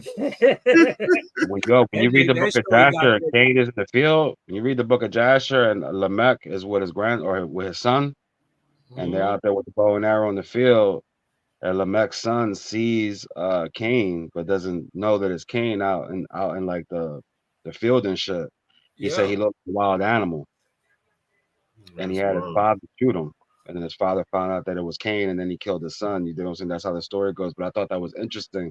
But the knowledge that I have of a Waspy, that in the book of Jasher, Lamech's son thought that Cain was a wild animal. And he shot him with the bow and arrow and killed him. According to the book of Jasher, I thought that was pretty interesting. Yeah, that's just showing you the nature, just the nature of the whole situation. It's like, oh, this nigga running around here looking like something else. Yeah, because if Cain and Abel was the first two niggas, they would have had to been primitive niggas. They couldn't have been. So that's why I said these niggas, like you say, these niggas think Adam was created speaking perfect Hebrew or English. Adam came in the world as a perfect North American European and shit. Right. And then, you know, we got to remember also too, in the same story, Cain immediately goes to Nod or Ooze. He goes to Ooze. So you could see that in two ways. He goes into destruction, or back with the world's people, or he literally goes into a state of unawareness. You dig what I'm talking about? Nod, sleepy, Ooze. You dig what I'm talking about? A place of utter destruction, and that's what we see.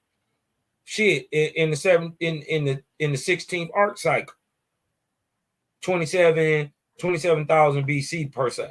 You dig what I'm talking about? There ain't nobody graduating off the earth during the time of Neph. Nobody. So that's just the God that failed. It seemed like it. It was back against the wall. Jaja pull you out the dirt. Neff was bitching. Neff was bitching in the Wasby when you read that book. Neff didn't have a good time. Neff is one of the guys I want to meet first. He's one of the guys I want to meet first because you Jaja's son, bro. You really get up to God. You dig what I'm talking about?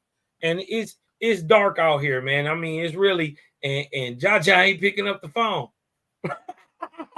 He like, yo, son. I told you, B, don't go over there, son. You know what I mean? You know what I mean? You're supposed to do what you're supposed to do, son. You know what I'm saying? And but he persevered, man. He didn't stop. Who are you talking about? He came with a new stratagem to try to raise him up this time. If it couldn't get him this time, he tried this that way, and he tried that way. And look, man, he went down on his shield. He stood on it. And then right when he thought it was over with for him, here come Ave. And you talking about Neef? And the crazy part is people never peeped this. They never really peeped this part. The whole time Ave was here, Neff is still true God. Right. Yeah, them niggas just sit aside. Yeah, they sit on my right side while I handle it. He had a better machine. He had a better machine with him. You dig what I'm talking about? Sometimes, you could do you need certain tools to do certain jobs. That's why they call Big Bruh just came through with the street sweeper. You dig what I'm talking about? Ain't nobody else had one of them. You dig what I'm talking about? He had to clean the heavens, shear the earth up, trim this little bit, he was showing off for TC anyway. I want to see what them goddamn 16 cycles got to say, my nigga, like leading up to Pan, my nigga, because for Jaja to destroy that motherfucker, although we get some, we get some explanations about how man became carnivores, cannibals, and fetal spirits and all that. But to hear that 3,000 year lead up, I mean that leading up to that shit, because the crazy thing is like each cycle is different. You know what I mean? You got Apollo, then out of nowhere here come Osiris bringing science. So it would have been nice to know what sciences or knowledge they would have been bringing for 16 cycles. Nigga, we only in 8 cycles from the flood. Right. Throw another 8 on top of that. Right. Good what Lord. They was teaching back. And then the crazy part is said that they had books and learning and boats and ways of travel. That was in the 10th arc cycle. Yeah, they had that in the 10th arc cycle. 30,000 years from Asu. 30,000 years from Asu. That's like 50,000 years ago, bro. Yeah, 45,000 exactly. That's 50, yeah. That's 43 553 BC. 48, right? There's 2 Gadol cycles ago. Yeah, right? yeah, exactly. 48,000, yeah. Crazy. But nonetheless, it's like, sheesh. Judge, I said, you know what? I ain't even gonna give y'all that. I'm gonna just give y'all the last 8 arc cycles, and I'm gonna give you a synopsis of who the gods ran in the 16 arc cycles. But to hear and to know what the earthly cycles would have been like back then, I think like movies like Lords of the Rings. I think that's like pre-Diluvian time. That's like pre-Pan. I think what's the one movie too that's kind of I don't even like it but how it looks, or like let's say one I do like the new Clash of the Titans, you know what I mean, the one with Perseus and all that. See that goes back to goddamn whatchamacallit, balling them niggas. Yeah. But what I'm saying is how it look and stuff, you know what I mean? How they had like stuff going on. Yeah, that shit was hard. I mean? Weird stuff going on at the earth at that time. But then, man, you get in the other text about that time. You know what I mean? That time pre-flood, man. But see, one thing that movie Clash of the Titans showed you is that the gods are men. Mm-hmm. And man is obligated to pray to the gods. And the nigga up there was like, yo, go down to the earth and remind these niggas who I am. Telling his brother, which would have been classified as Satan. Right. But yo, go down and goddamn scare these niggas, stir these niggas up and let them give me praise. I need my praise. But see, these niggas not knowing think that's the Most High. But when they watch these movies, they know that's not the Most High, but the gods. But when they read their Bible, they can't distinguish that shit from there. This is why I knew that point right there is why I knew Hassaj was gonna be here a long time. Because it's his fault that we can't tell. Yeah, and then he got time going back to 3761 BC. Sheesh. So you got Jews, and they've been holding that belief since 900 AD, Common Era. Sheesh. And they got that shit from the Hebrew text. So you did the Ark of Spita, the Ark of Bond, and you probably gonna finish Cosmon out. Then, listen, bro, it ain't worth it. But another thing too is crazy because one of their redemptions is that once they're no longer getting praise. Yo, real quick, bro, what was Ahura's redemption? Huh? What was Ahura's redemption? What did he clean up? Ahura? Yeah, because he was the first one out of them. Ahura, I guess it would have been the same thing. Shit, he had to clear up the fact. Well, you know he's what? the one to corrupt his Zoroastrianism. So what I'm trying to understand is that no, he'll have to clear up the fact that he's not the real Ahura. So all that Sanskrit and Vedic text. So it got to be some nigga. Hey, it got to be some nigga in India right now out there banging on Ahura in them texts the same way we banging. And then you did what I'm talking about to show that Ahura did what he was supposed to do, right? Remember, he usurped the term Ahura Mazda. This is where you get Ahura Mazda from.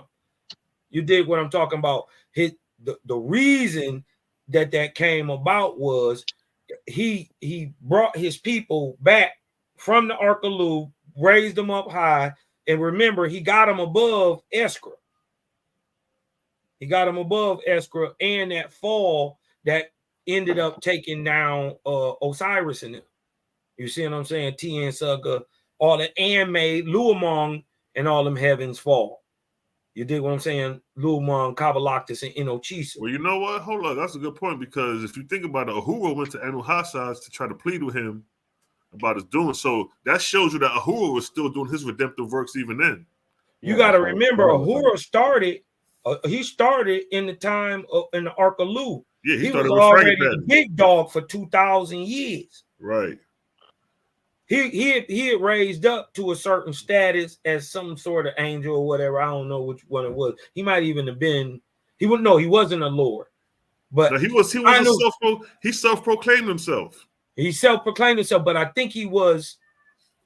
No, he did self-proclaim. Yeah, he didn't do like Anu Hassaj actually moved up in the ranks. He became Anu Hassaj actually became Lord God, but this nigga. Yeah, hey, I'm the Most High. Just on some old out the blue shit. But the nigga did crack the sky though. Gotta kind of give him credit for it. You a shiesty ass nigga. You did what I'm talking about, but you did come back and crack the sky, cuz I had to give you that. You did what I'm talking about, and but he raised his people up. Remember the thing that brought Inochisa and Kabalactus down. Right. He was able to raise. That was Vera Pashana. They rose up. He rose up Vera Pashana. Yeah, yep, and saved his heaven. And then remember what he had to do before he got up out of here was he had to found Mazda in only 2 places in the world. And it is in only 2 places in the world. Persia and Japan. The Mazda master. Yeah, that's what he had to do. That's what Ahura had to do on his ring. And now it's only 2 places in the world. Really, that's Japan in it because they don't nobody use master. No, that's where we get master from. Really, you think about martial arts and the martial arts system. Master is what motherfucking who's your martial art master? You know what I'm saying? Well, you got to remember, Darius, Nebuchadnezzar, all them already praised Ahura Mazda. Right. You did what I'm talking about. That was already back during Zoroaster time. You did what I'm talking about. He would have been putting his final touches in Japan as Mazda and in Persia as Mazda, because it means God in both places. Mm-hmm. It ain't praised nowhere else. Yo, these false gods put a fucking number on niggas, boy. I tell you. But the nigga who gonna be here the goddamn longest is that nigga motherfucking Louis, boy. That nigga ain't going nowhere. Louis that nigga got be here till the 28th off cycle.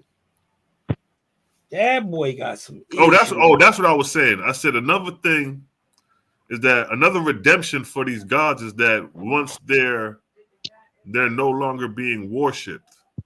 Meaning I'm talking about like direct, like today when you go to Christian church, them niggas worshiping Jesus, like in that sense. So like ain't no temples to Osiris where niggas is going in and focusing and worshiping Osiris on a scale of the mosque and the Jesus temples.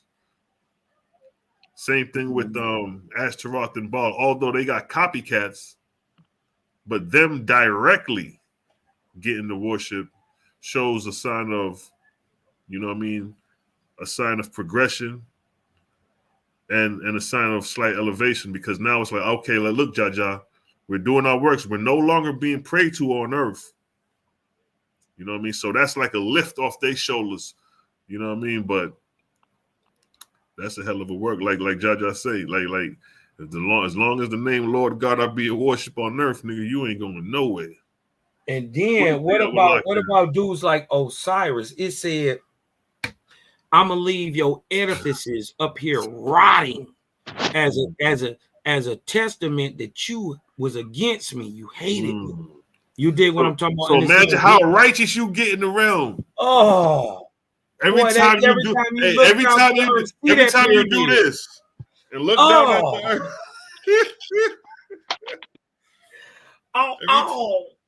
Every time you look down towards the earth and see them pyramids, you sick. And then you got niggas out there taking tours in them pyramids and shit. Only if they knew what the fuck was going on in them pyramids, man. If he could blow them mugs up, he would.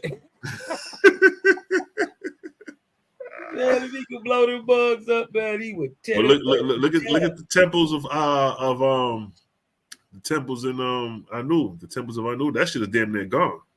What about Baalback? You dig what I'm talking about? The temples of Baalback for Baal and all them. Man, I was watching. Still there. Yo, check this. I was watching the news one time. This was years ago, and a clip came on where it said, ancient site was struck with a missile, and it was a site of Baal. It was a temple to Baal, and they showed the video where the missile hit it and blew up the spot, but they actually said a temple to Baal. I was like, damn, that's crazy. I think I remember that. Yeah, it was an actual. It was a scene where they showed the missile hitting the temple and blowing that shit up, and it was like the news, like, yeah, the temple of Baal got destroyed today, and blah blah blah. I'm like, what? Man. But as sad as it seems, they're destroying the temples, nigga. That's goddamn freeing the spirits of the dead, man. Yeah, that nigga was happy in the mud. As long as them temples was like, you right, yeah. 2 more to go. You know what I'm saying? Hey, man, that's crazy, bro. That's crazy. And you know, some of these churches is old. They've been built on top of them. Different guys took it, and it's still standing. You know, right. So man, this is crazy. There's so much information out there that that's what I'm saying. It's like, yeah, we'll never get bored with the Owaspy. These niggas gonna be sitting up there talking about the same old shit. Yeah, you know, the 10 lost tribes or the Edomites or something. Nigga, we over here talking about. Man, we can really get into the 10 lost tribes where they at. Man. You dig what I'm talking about? This is where you get your whole 3 sons of Noah shit myth from. This is why you only think it's 3 sons. Because the lost people told the story. It wasn't 2 lost. There you go. There he is. There he is. Hey, give Give it up. me 10 minutes. I got to go to work, but let me read this to y'all. Yeah, This take will the be a floor. Show major. us. This is a major bomb right here. I was just on Sinetta. Today? Trying to share this information, but he kicked me out. The word? Yeah, so check this out. This is the book called Who Wrote the Bible by Richard Elliott Friedman, right? Now, this dude who wrote this book, there was another guy who wrote a book called The Africans Wrote the Bible, and he quotes this guy in his book. Now, listen to this. Let's check this out. This right here, what I'm about to read is about to show the whole Bible. And it's going to tie into who El is and things like that. Check this out. It's on page 20, right? If you can, Selah, blow this up, and you got to see this. People in the chat, take notes. Get this book. Hold on. How I make your page big? How I do that? Just hit the screen you see it on the bottom. It'll have. Okay, I got it. I'm gonna bring this up so you can see this when I'm reading, right? Okay, so this is on page 20. Listen to this. This is what he's done. This dude he has a PhD in this stuff. Listen to what this dude about to say. He says the dominant religion across the ancient Near East was pagan religion. Pagan religion was not idol worship as formally as it was thought to be. The archaeological revolution of the past 100 years has new understandings and appreciation of the pagan religion's worldview. He says, at Nineveh alone, the greatest archaeological discovery of all time, were found 50,000 tablets, the library of the emperor of Assyria. At the Canaanite city of Ugarit, he says 3,000 more tablets were found. He says, we can read the pagan hymns, we can read the prayers, we can read the myths, we can see the places where they worship, and we can see how they depicted their gods in art. Listen to this. Pagan religion was close to nature. People worship the most powerful forces in the universe: the sky, the storm, the wind, the sun, and the sea, and fertility and death. He says the statues that they erected were like the icons in the church. The statues depicted the gods or goddesses, reminded the worshippers of the deity's presence, showed the humans respect for their gods, and perhaps made the humans feel close to their gods. It says, but as a Babylonian text points out, the statue was not the god. The chief pagan god in the region that was become Israel was El. He says El was male. He was a patriarchal ruler, unlike the other major gods of the region. It says El was not identified. He was not identified with any particular force of nature. He sat at the head of the council of the gods and pronounced the council's decisions. The God of Israel was Yahweh. He too was male, a patriarchal ruler, and was not identified with any one force of nature. So dude just told you right here that how they label us as pagans, or like you can go online right now and type in Merriam-Webster's dictionary and type in the word heathen. When you type in the word heathen, it's going to tell you that the word heathen is these are a group of people who does not worship the God of the Bible or Islam or Christianity. Mm-hmm. So they say that paganism is satanic and devilish, but they just told you here that pagan was the closest worship to nature. They're the country dweller. Right. Yeah. And then you know what? That's right and sad, because the whole idea of heathen and pagan comes from a biblical mindset. It comes from an oppositional standpoint. Yeah. Yeah. And we don't see it and we don't see it before Osiris, Luamong, Kabalactus, Inochisa. We don't see it. And even in Osiris's time, it wasn't enforced except onto the faithists. You did what I'm talking about. He tried to kill us. Yeah. But you did what I'm talking about. But you did what I'm talking about. He didn't force nothing. He took all the names. Right. So dude, you did what I'm talking about. So that would have even been closer to nature, even though it was wrong. He broke this down, man. He broke this down, and he talks about Ezra and how this stuff came about. He goes all the texts. You know what I'm saying? It was people who was questioning this book, like L is Yahweh Daddy, right? Yeah. Okay. You know what I'm saying? Like, got some of his books. there was a guy named Spinoza. What'd you say, Luke? So no, I got some of his book. What's that? Richard Elliott Freeman? Yeah, Yeah. Richard Elliott Freeman.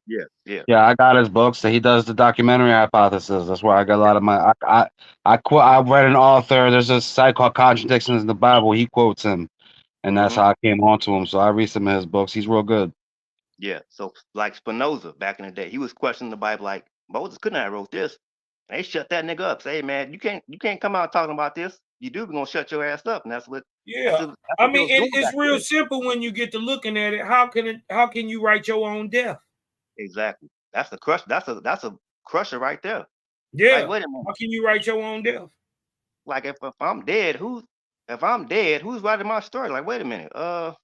Something ain't right. So that means that if I'm dead, the person who's writing my obituary, that means he's describing like what I'm gonna do, or are we about to have a cabinet? He's at that point just narrating. Yes. Right, like are we gonna turn up after the funeral? And you know what I'm saying? And like, nah, something ain't right. Yeah, you know it's already been concluded that shit. Them scriptures wasn't written during the time of Moses, so now it makes sense. Yeah. And Yeah, this is why OSP dope because it tell you when and how to just show it. And then Moses didn't write nothing. And well, I ain't gonna say he didn't write nothing. That's not true. He did write a law for the wannabe Israelites. They write a history. Right? No, he gave them Torah. He gave them law. He gave them 10 commandments. No, he just didn't give them a history.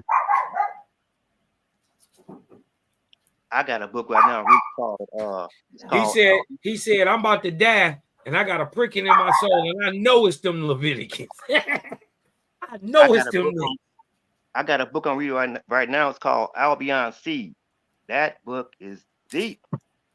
Everything that black folks do today.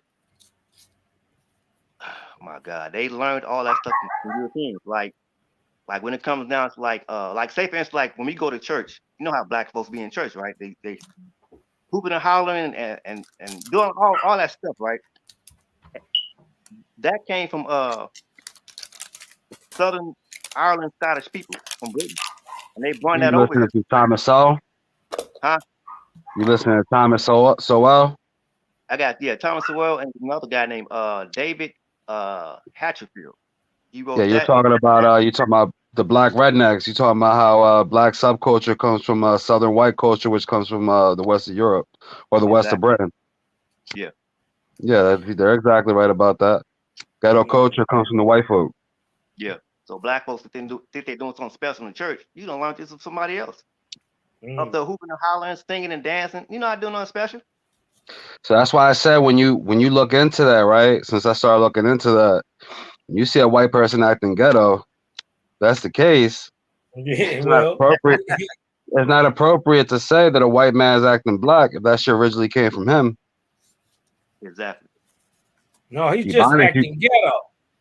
That can be for anybody. That can be for anybody. Nah, but as far you on mute, bro.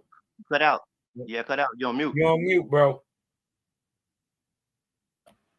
Nah, what I was just saying is that, you know, what he basically saying is that, you know what I mean, what we thought came from niggas, he's showing you how the history of how the shit really came from the Europeans. Yeah, no. I get it. But remember who was in it, and like he's saying, remember who was in the ghettos. Who was in the ghettos of Europe? Because wasn't no ghettos over here in America. Well, even when you look at what's that movie? That New York movie. Gangs in New York. Gangs in New York. Gangs in New York. Right there. They didn't want the Irish. They didn't want the Irish and Scottish folk over here before they got reformed over there in Britain. They came over here before the Reformation, so those people went through a lot of war and shit like that. So they were like the undesirables. They were very violent. They were promiscuous. They were very passionate. So they came down to the South. A lot of them ended up owning slaves and things of that nature. But they were very unwanted here by the Northerners. So Northern white folks are very different from Southern white folks. Oh, yeah. He They breaks were that known, down. Southern white folk were known to be lazy, violent, things of that nature, promiscuous.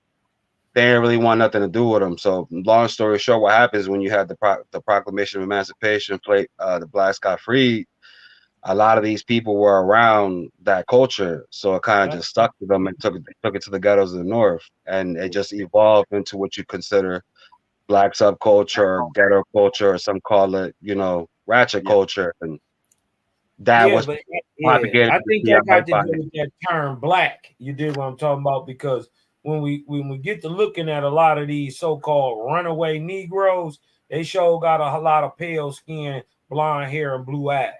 You dig what I'm talking about? So I don't think how they told us, you know what I mean, and like you freed black people like somebody could enslave a nigga like Cosmon ever, anywhere. You dig what I'm talking about? I don't think that even happened. I ain't found no slaves in my family.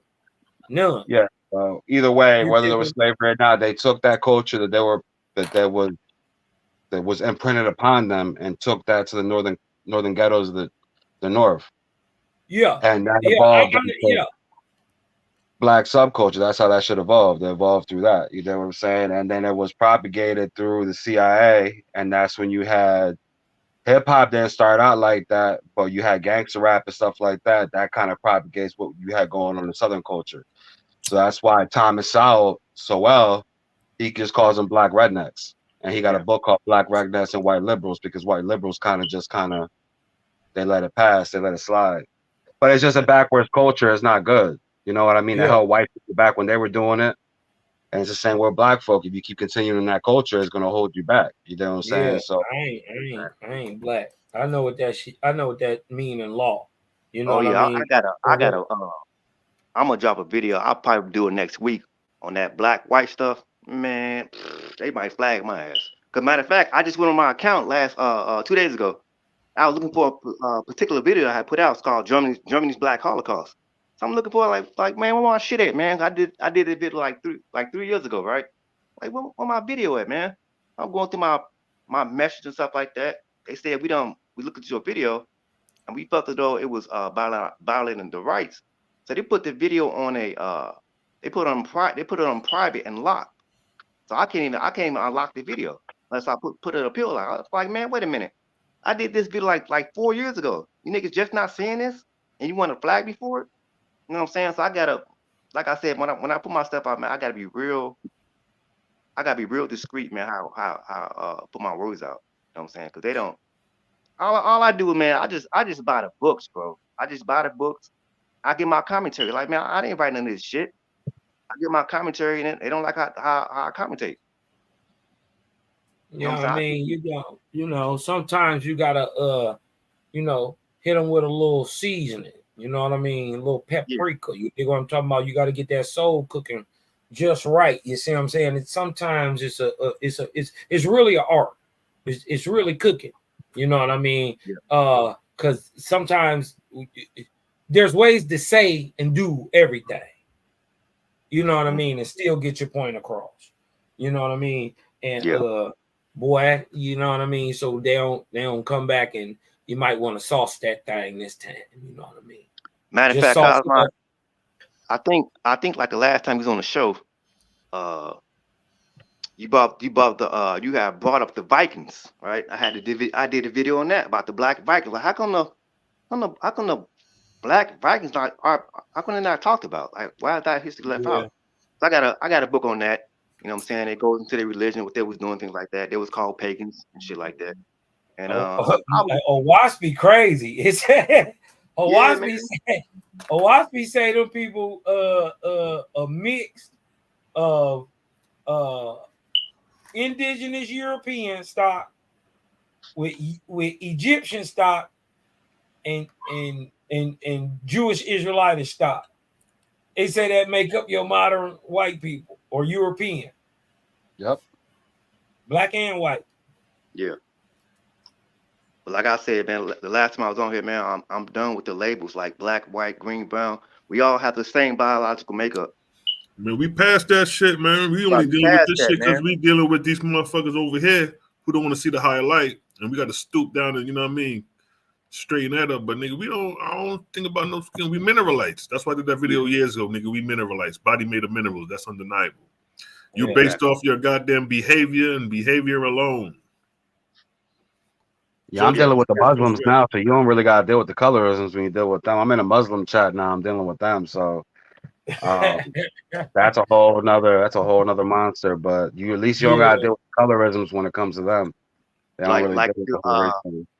Like with the Fulani people, I was reading on their history with the Fulani people before they converted to Islam, they was dealing with nature, worship. You know what I'm saying? They was dealing with that until they got converted. You know what I'm saying? So yeah, man. I mean, I got another book coming up. I was thinking to myself, like, man, what were these people doing? How were they tapping into this knowledge? I'm like, it can't be this hard, man. It has to be something out there that it's easy as 1, 2, 3 to tap into that knowledge, man. So I got a book coming, man.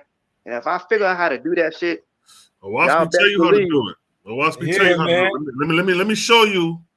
Let me show you the requirements so you'll know the self-conviction that comes with it, because it's a level of discipline that once you see the discipline that is required that the WASP lays out, you're going to realize how far you are to go.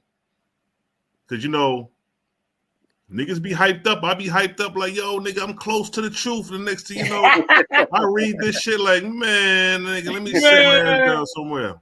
Let me go sit my ass the fuck down. Let me go to the book of Cosmogony and playing around, boy. Might not never come back. Yeah, nigga thought he was doing something. Let me go to the Cosmogony and Prophecy, King. Let me show you something. All right. Cosmon, I want you to read it too, King, if that's cool. I got you, bro. All right.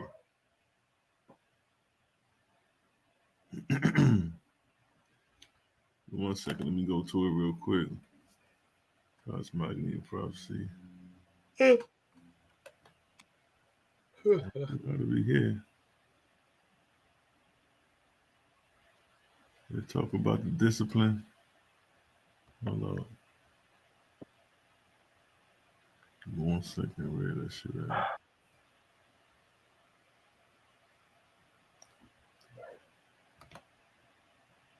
What was his question?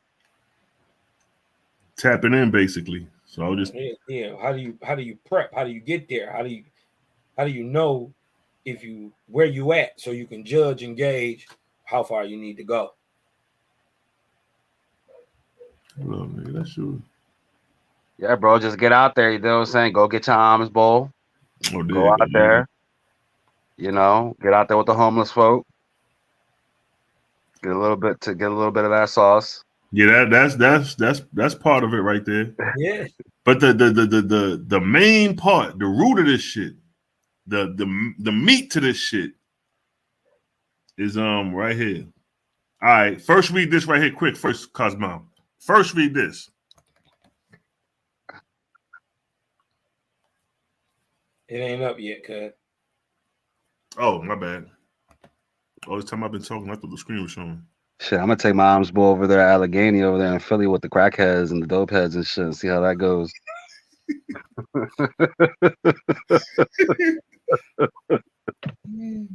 Go ahead, Cosmo. It says, for man, this is Book of Cosmogony and Prophecy. Yeah, 9 and 10. For man, herb food cultivates the negative condition, but flesh food increases the positive, which is to say, flesh food carries man away from prophecy, away from spirituality. A nation of meat eaters will always culminate in disbelievers in spirituality, and they become addicted to corporeal passions. Such men cannot understand. To them, if poor, the world is vanity and vexation, or if rich, a place to revel in for lust's sake. Now the purpose of me bringing this verse up was just to show the dietary part of it, where it talks about herb food cultivates the negative condition, which is alkalinity, and flesh food increases the positivity, which is acid. And it talks about how it carries away man from prophecy and spirituality. I'm gonna grab something to drink real quick. All right, now I'm gonna jump down to this verse. Now this is where the real discipline comes into play. Let me start here. Let me start from verse 2. It says, first, then, there are two kinds of prophecy, or two ways to prophesy. For example, the ant, the bee, and many animals prophesy in regard to an approaching winter. Even birds begin to fly toward tropic regions while the weather is still warm. Now check it. These creatures prophesy by the direct action of vortexian current upon them. They feel what is approaching because the unseen cause is already upon them. Now listen. Man can learn to acquire the same kind of prophecy. And this is different from the prophecy previous mentioned because in the last method, he prophesies without rules or calculations. Now check what it say here. To attain this kind of prophecy, the following discipline is required. To live in the fields and forests and study the action of unseen forces upon himself. To not eat fish, flesh, or any food that comes from animals, milk, eggs, gelatin, honey. To bathe daily, to permit no passion to enter his mind, to abnegate self, and to wed himself to the Creator for righteousness' sake, and to do good, to discipline his mind, to remain in any given direction of any subject for days if necessary, to become oblivious to pain, after which he shall receive anointment from one who had previously attained the seership. To attain such prophecy is to fortify sexual powers, to fortify appetite, to fortify ambition for leadership and fame, to fortify concern of the opinions of the world, in fact, to become a bride or bridegroom to Creator. Not all persons, mortals, can attain this, but some are born closely aligned to it. And then it goes on to say, there is also another kind of prophecy in which man prophesies by spirit speaking through him. This is dangerous, for lying spirits may come to him. So I just wanted to read the discipline that goes with that. That just said fortify sexual powers, fortify sex, and fortify appetite. Forfeit. I'm hungry. I'll give me something to eat. Forfeit. That means that's gonna cut it out. Exactly. Forfeit appetite. Forfeit ambition for leadership and fame. To forfeit the concern for the opinions of the world. In fact, to become a bride or bridegroom to the Creator. Ooh-wee. So that's like that's damn near like making yourself IASU. That's exactly what it is. That could be basically like just secluding yourself off from the world. I mean, but you ain't even got to don't say that. And Jaja don't teach that. Yeah, it's just basically saying, you know what I mean? Like, we could do this now where we living at, you know what I mean? Like, the first thing it said, like right here, to live in the fields and forests. You know what I mean? You know, that's something niggas could do. I'm like, all right, I can do that. To bathe daily, niggas do that already. But this may be a little challenging. To permit no passion to enter his mind. That ain't no overnight shit at all. Any nigga who could say they could permit no passion to enter his mind is a goddamn liar. And then it says, yeah, I was about to say the hard part. Another one is coming up. Yeah, to do good, niggas could do that. To discipline his mind, to remain in any given subject, nigga, we do that already with the WASPy for how many days if necessary. Now, this right here may be a little challenging. To become oblivious to pain. Nigga, how you do that? But then that's meditation. That's some out of body experience stuff going on right there. Yeah. And then it says right here to forfeit, I was saying fortify, to forfeit sexual powers. Who doing that? Which one of you niggas? Which one of you niggas is letting go of your sexual powers and shit? And you gonna be in great shape. In this day and age. Your life.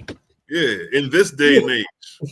You'll be a savage. You know? Which one of you niggas gonna sacrifice your stomach, your belly, forfeit appetite? Who gonna do that? Oh man, that new steak that just came out at Applebee's. Oh, let me get a slice of pizza. Me personally, I'm not tripping on that, but to give up sexual powers, we're gonna have to work on it. And we talking about forever, not no goddamn. Phew. Or you may reach a height and then fall off. You know, it's ups and downs to this shit. But shit, Yeah. niggas do it now. Like, yo, I ain't had sex in a week. Now I did pretty good and shit. Nigga feeling strong and shit. And then ambition. That's that. You know, niggas could. Now that ain't too. Nigga could overcome that ambition for leadership. Niggas ain't trying to be no leaders anyway. Right. Fame, niggas could. You know that's easy. And then concern for the opinions of the world. That's easy. Yeah. The main things already did. yeah, the main thing in this shit is appetite, sexual power, and oblivious to pain. Yeah. But in order to obtain those shits, nigga, yeah, you gotta be on. But you gotta do it. Ain't no spook coming to ain't no spookism going on. And God ain't coming down to tell you how to do this shit. If you go up a little bit, see, like go to 8. You said 8? Yeah, not all persons or mortals can attain to this, but some are born closely aligned to it. Yeah. This is where you get your Chinese, your Yeshuas. You know what I mean? And you know what? A keynote to this verse right there, when it says some are born closely aligned to it. Mm-hmm. When you look at the story of Brahma, when Brahma had his kids, they were all believers until the mother lost faith in the Creator when she had Hog. And having Hog with that faith lacking produced a son who was not able to attain to see to tap in. Right. Yeah. So your faith and your spirit, your condition of your being when producing seed has a lot to do with how the offspring gonna come out. And I want y'all to understand that what Owaspi is saying is there's 2 type of way to prophesy. One with what you would call man calls a more instinct, right? Like nobody tells the bird how to build a nest, but somebody told it. You dig what I'm talking about? It's tapping into that vibe. You know what I mean? Right. A more animalistic, selfing of self. And then there's regular prophecy. Matter of fact, we can go to what's the one that was talking about estimating numbers without? You gotta go up. Right there, really, and you can start at 1. Or you can go up at this one too. No, it was a I think that I don't know if that's right there. 10 and 2. First, there are 2 types. No, it was the one when it was talking about. I think that's in the story of how to when man can estimate things without even knowing, without counting. Ain't that in the I think that's in 8 and 9, if I'm not mistaken. I know 8 is no, it's not. 8 and 15. 8 and 15 is the inoculation. It's not in cosmogony and prophecy. I'm thinking it's in the Book of Wars. What? When he says, man was counting without calculating, without knowing the shit. Damn, yeah, I think that's. Hold on. Yeah, that shit is in the Book of Wars, I think. I thought it was cosmogony and prophecy. Yeah, it seemed like it would be in this motherfucker though. Let me see. Look what it say right here, man. This shit is crazy. He who heals by laying on hands only gives off vortexia.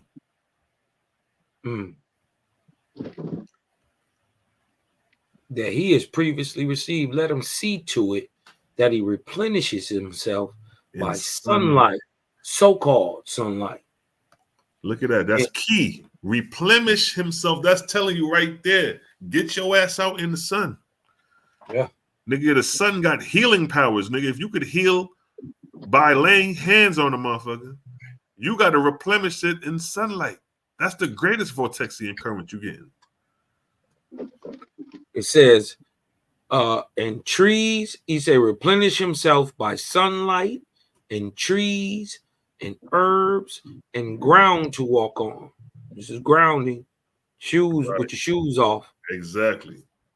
It says, for giving away without replenishing will soon result in nothing. Now, keep in mind, Yahshua was known to do miracles. So if Yahshua was out here healing people with the right hand, he would have had to find time to separate himself from his people to go replenish in sunlight.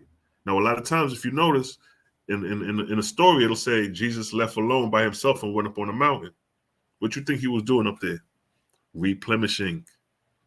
What did it say? For giving away without replenishing will result in nothing. So Yahshua had to find some time to charge up. One time he took the niggas with him. All right, let me show y'all niggas what I be doing. I be up here. Nigga transfiguring for them boys. Nam yo ringikyo. Yeah, I mean. And look what this should say. When a prophet has attained to discharge vortexia as to make raps at will, he is also subject to the presence of people from the unseen world. It ain't never the man. I mean, the man is part of it, but it's always the spirit. Yeah, they guide and direct him. Yeah. They got, even if a nigga attain to do it himself, the motherfucker still there to make sure you don't fuck up and kill yourself. Yeah. Like, nigga, you're levitating too high. I was thinking about this, man. I said, why are people so stuck? Like when people like for us, we read their watch, like, you know what I'm saying? For those who hasn't read it and they stuck in that Bible or the Quran, like, do you all actually believe that? Okay, let's just put this scenario out there like this. If you have a timeline going on in the Bible, you have people in Israel doing their own things, right? And you have people going on in America, right? Why do people just isolate what's going on in the rest of the world and just put everything else on one location? Like, you actually think the time just stopped and everything just going around just in Africa? That's crazy. Niggas are stuck in one mindset. I'm like, no, man, there's more shit going on besides in Africa. You have to broaden your horizon, man. You can't be stuck in one mind of thinking. Like, you nuts. That's just like saying, hey, man, let's say if you have like say if you got 4 females to choose from, right? You know what I'm saying? They all have different personalities. But the one you've been dealing with, you know how she acts. You know what I'm saying? She's stuck up. You know what I'm saying? She want her way. And you have these other 3 females to choose from. And the other 3 females you choose from, you know what I'm saying? They act totally different from the one you've been messing with. Now, are you gonna stay stuck in that way with that same woman, or do you gotta branch out to different things? You know what I'm saying? That can go for both genders. You're gonna stay stuck in one frame of thought and not broaden your horizon. I don't know, man. I just You gotta lift their ass up. Yeah, man. They don't want to be. They want to be stuck in that old Negro spiritual slavery shit is dead, man. But you gotta remember, you was there too one time. So you know what I mean. We gotta take that in mind and kind of, you know what I mean, just let it be what it is. You know what I mean. All you can do is drop Johnny Appleseed, drop the seed. You dig what I'm talking about? You drop the seed, you know, Jaja adds the increase. You know what I mean? So I'm getting to a point to where I'm really, like we just said, start not to care. Yeah. I'm starting not, I mean, like, it's not like I don't care. I'm like, but I'm not worried about what nobody's saying. And like, worst thing you could really have happen to you is the faith is to don't mess with you. That's kind of I put like I say, man, on my videos, bro, I put it out there like when it came down to doing the Africa DNA test, I got a video on my channel that talks about that. You know what I'm saying? Like when I was putting this shit out there, man, you know what I'm saying? I started from the Bible and then I started questioning it, right? And the people who subscribe to my channel, they started saying like, hey man, why you change up? Why you done got a hold of some devil cult? Like, no, I'm just questioning the book that you've been believing in. You're afraid to question it. You're afraid to question life. You're afraid to question your reality, your creator, your creation, whatever you want to call it. You're afraid if you question this deity, this being, whoever made it, you're afraid you're gonna die. Like that's nuts, man. If we made it in a so-called God's image, that means that whatever it's composed of, we're the same shit. So if it's gonna kill us, it's killing itself. That's just common sense. Well, when niggas stuck in that, it's the man doing this. Yeah, okay, it's the man doing that goddamn white man that you believing in. That has you all niggas, that's got you niggas stuck in a goddamn spell. But it ain't even a black and white thing. You dig what I'm talking about? I'm speaking of terms like in terms of like worship, like this deity that's in this book. Oh yeah, you know oh yeah, oh yeah. They say it's a man that's doing this. You know what I'm saying? But it don't, like you said, to go back what you said, we can play it both ways. What you just said, Cosmo, you said it's not about a black and white thing, right? But niggas are stuck in that goddamn Bible. They want to say, oh no, it's God is not white, he's black. But okay, let's make him black. But look at his characteristics. Look at his personality and traits. That's what I'm saying. Do you really want to claim him? In the end of the day, when you look at his actions and characteristics, what his temperament is, what his nature is, exactly. Do you really want to claim this man? Exactly, man. That's where you get to when you look at the characters and actions. Is this really a guy I would like to serve?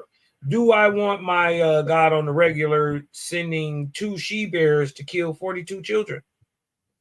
Do I like a fresh daughter of Jephthah, burned to death in my front yard every day? You dig what I'm talking about? Do I really want a bloody goat head sacrifice? I got one better for you, Cosmo. Let's do this scenario, right? We all read the Bible, the Quran, the Waspi, all these books, right? Let's just say, for instance, like you are new to the Waspi, right? You're still getting into it. You're still learning about the gods and Lord gods, things like that, right? Let's just say I came to your house. I popped at your house with a shotgun. And I say, hey, man, I come in the name of the Creator, Jehovah, to kill your family. Are you going to open up your door and let me kill your family? Because the book said it? Or your common sense and knowledge? You know what I'm saying? But them niggas that's in those camps, they say, oh, no. Shit, if the God of the Bible say, man, if I gotta sacrifice my son, if it's the most high will, I'm gonna do it. Like, man, you are a goddamn fool. Like, dude, what type of shit is you smoking, man? It's time to play the clips. It's time to play the clips. You done brought it up. You done opened the can of worms. Let's go ahead and play the clips. Let me pull it up. God damn, man, that shit. Hold up. That shit be pissing me off, man. You right now, tonight, in pomp and glory, shining. And he commanded the death of your child. That shit pisses me off. Your child? If the Most High told you to do it, of course. Wow. If God came to you and told you to sacrifice your kid, would you sacrifice your kid?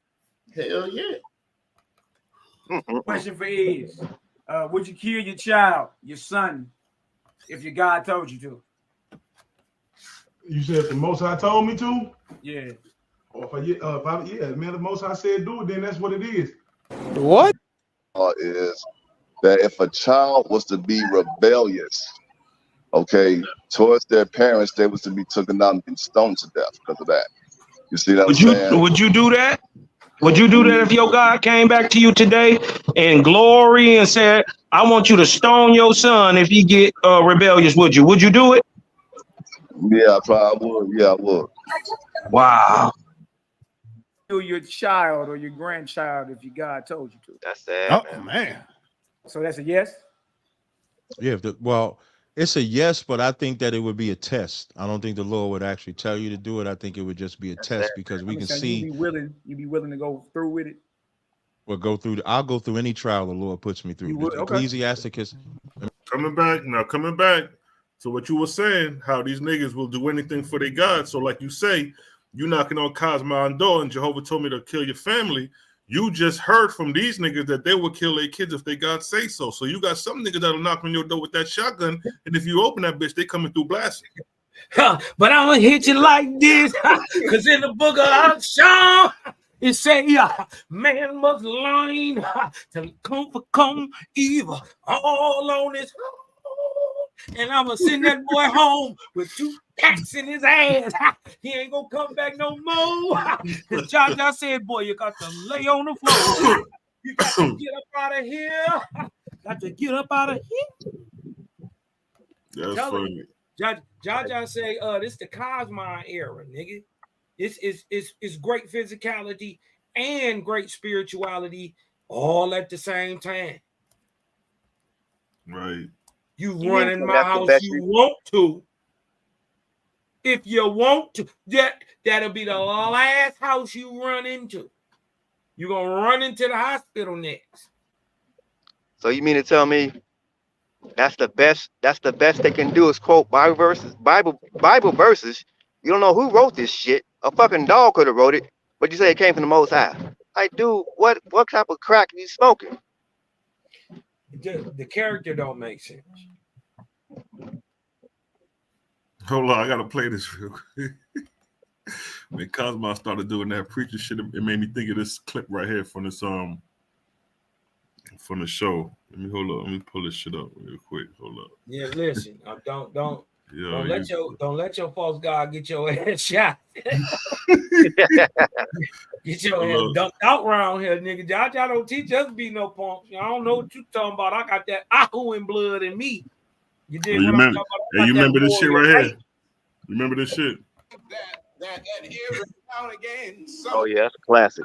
Hot. And every now and again you get hot and hot. What I want you to do when you get that hot and you need a little relief, I want you to call me.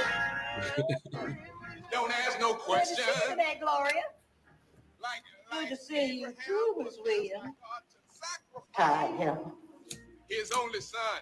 Didn't he do it? Abraham didn't ask no question. Thank you, baby. That's what God expects from his sheep here at the Greater Ebenezer New Revival Tree of Life Institutional Double Rock on the side of the road to Jericho Missionary. I say Mount Calvary. Y'all don't hear me. Preach already. Yo, I just had to play that. Yo, that shit is hilarious right there, bro. Man, y'all better be careful, man. Dealing with some faithers, man. I know. Nigga turned church pastor about to shot them boys. Yeah, I'm trying to tell you, we ain't all the way there yet. Right. Everybody ain't there yet. We ain't at the. A lot of us ain't at the turn of the cheek stage yet. That's right. Better be cool. When the Wayans brother made that movie right there, Don't Be a Menace, when they did that church thing, they was telling the truth. Like, look, this is what is really going on in the church, but they put it in comedy sketch. Right. But take the movie and apply it to real life. Like, wait a minute. Well, I just seen on TV. I'm actually experiencing real. I'm experiencing this in real life. So something not adding up. Something is wrong with this picture. Like, you know what I'm saying? Like I said, I grew up in the church. I went to church every day, Sunday school, vocational Bible school, all that shit. Church every Sunday, all that shit. I know how the church run and operate. And I always use this scenario, bro. Check this out. I always say to myself, if I'm going to church with my family and friends, and they so-called catch the Holy Ghost, right? So now, let's just say like they doing their thing, they catch the Holy Ghost, and one of them falls out and bumps their head and passes out. Now you have to go to the hospital, and the doctor's gonna ask you, say, "Hey man, what happened to you? How you become unconscious?" Are you gonna lie and say, I did this, move about that and the third, or are you gonna say, I was in church, I called the Holy Ghost? Are you gonna try to hold your reputation? because if you tell the doctor you caught the Holy Ghost, the doctor's gonna say, hey man, you need to be put on medication. You need to go to a psychiatrist, you need to go to a psych ward because there's something wrong with you. But no, they're not gonna tell what happened in the church because they gotta keep that image going. Like man, I've been in church. That shit don't happen to me. So what am I doing wrong that they're doing right? Or am I doing something right that they're doing wrong? or is it all just bullshit to begin with? It's a fucking circus. They putting on Pastors Day, Women's Day, holding chicken dinners, fish dinners, building funds. Like it's bullshit, man. Yeah, My parents got mad at me, bro. My parents are pastors. They got pissed off at me because I started asking questions. They're like, "Hey, why you asking all these questions?" I'm like, "Look, I'm questioning the book that you is preaching out of every Sunday. I'm preaching the book. I'm questioning the book that you're afraid to question, but you preaching the shit." Yeah. You know what I'm saying? I'm not attacking you. You know what I'm saying? Because you don't know that you're in the wrong. It's a condition. It's a trait. It's a genealogical trait condition that these niggas can't break because they stuck in a Well, fucking book. that gospel something different though, bro. That gospel They got got some sauce on it. You dig what Yeah. I'm talking about? It got a lot of I you know what I mean? I can't help but now that I know. You gotta keep in mind, look, we fighting a 2,000-year-old beast. A 3,000-year-old beast. A 4,000-year-old beast per se. You Really, know what I mean? though? So we new niggas, we not even new niggas on the block. We like, who these niggas? It's like, who y'all niggas? You know what I mean? We in the crucified era of the OWASP. Like niggas trying to crucify us. They ain't gonna see it till later. We dropping the seeds now, but the fruits of our labor gonna come later. Mm-hmm. But now we being crucified. Anybody who brought some type of significant change, they crucified them niggas and they was honored later down the line. Yeah. Oh, this scenario. Hey, let's just say that you and I. Look, man, I gotta jump up off of here, man. Hey, look real quick. Y'all go over there to Cosmon Cal TV, sub, like, share, man. Breathe in, let that light in, man. I'm Cosmon. I'm agnostic. Selah. Hey, man. Love, light, balance to y'all, man. Always, man. Peace Matter to of the fact, I'm about to jump gang, off this gang. shit too. We've been on this motherfucker 2 hours and 33 minutes, man. No doubt, Cosmon. Yeah. Gnostic Warriors, go ahead and speak your piece before I push out of here, man. I know if I'm just go to my channel, man. Go to my videos, man. Like, and like I my church. And Your phone breaking up some. All right, cool. To the table every time I jump on here, you know what I'm saying? So y'all can subscribe to my channel, you know what I'm saying? And you'll see what it is, man. Yeah, man, we got to get you to do this presentation one day, man. Okay, man, we'll set it up. All right, man. Safe it up. Can be safe out there, bro. Okay, man. All right, you too. All right. Yes, family. You know what I mean? You.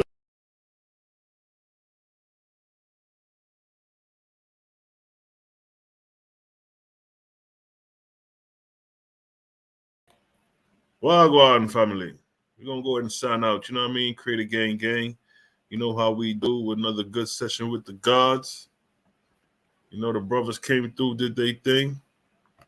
You know what I mean? Gonna keep that thing moving. I see the fam in the chat. I see y'all. Like I said, I'm about to get this presentation together. It's already done. I'm waiting for Sunday to respond back so we can set the date.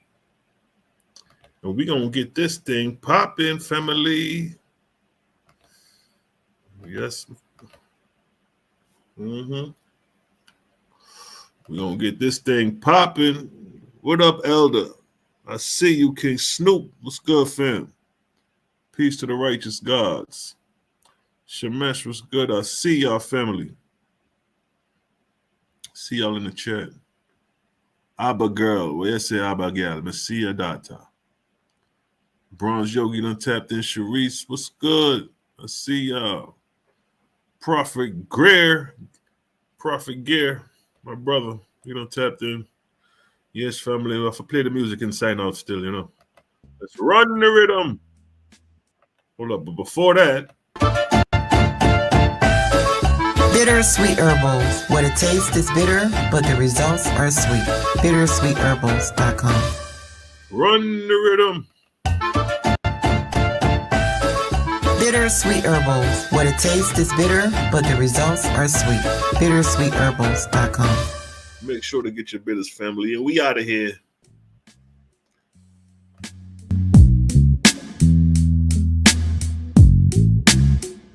It's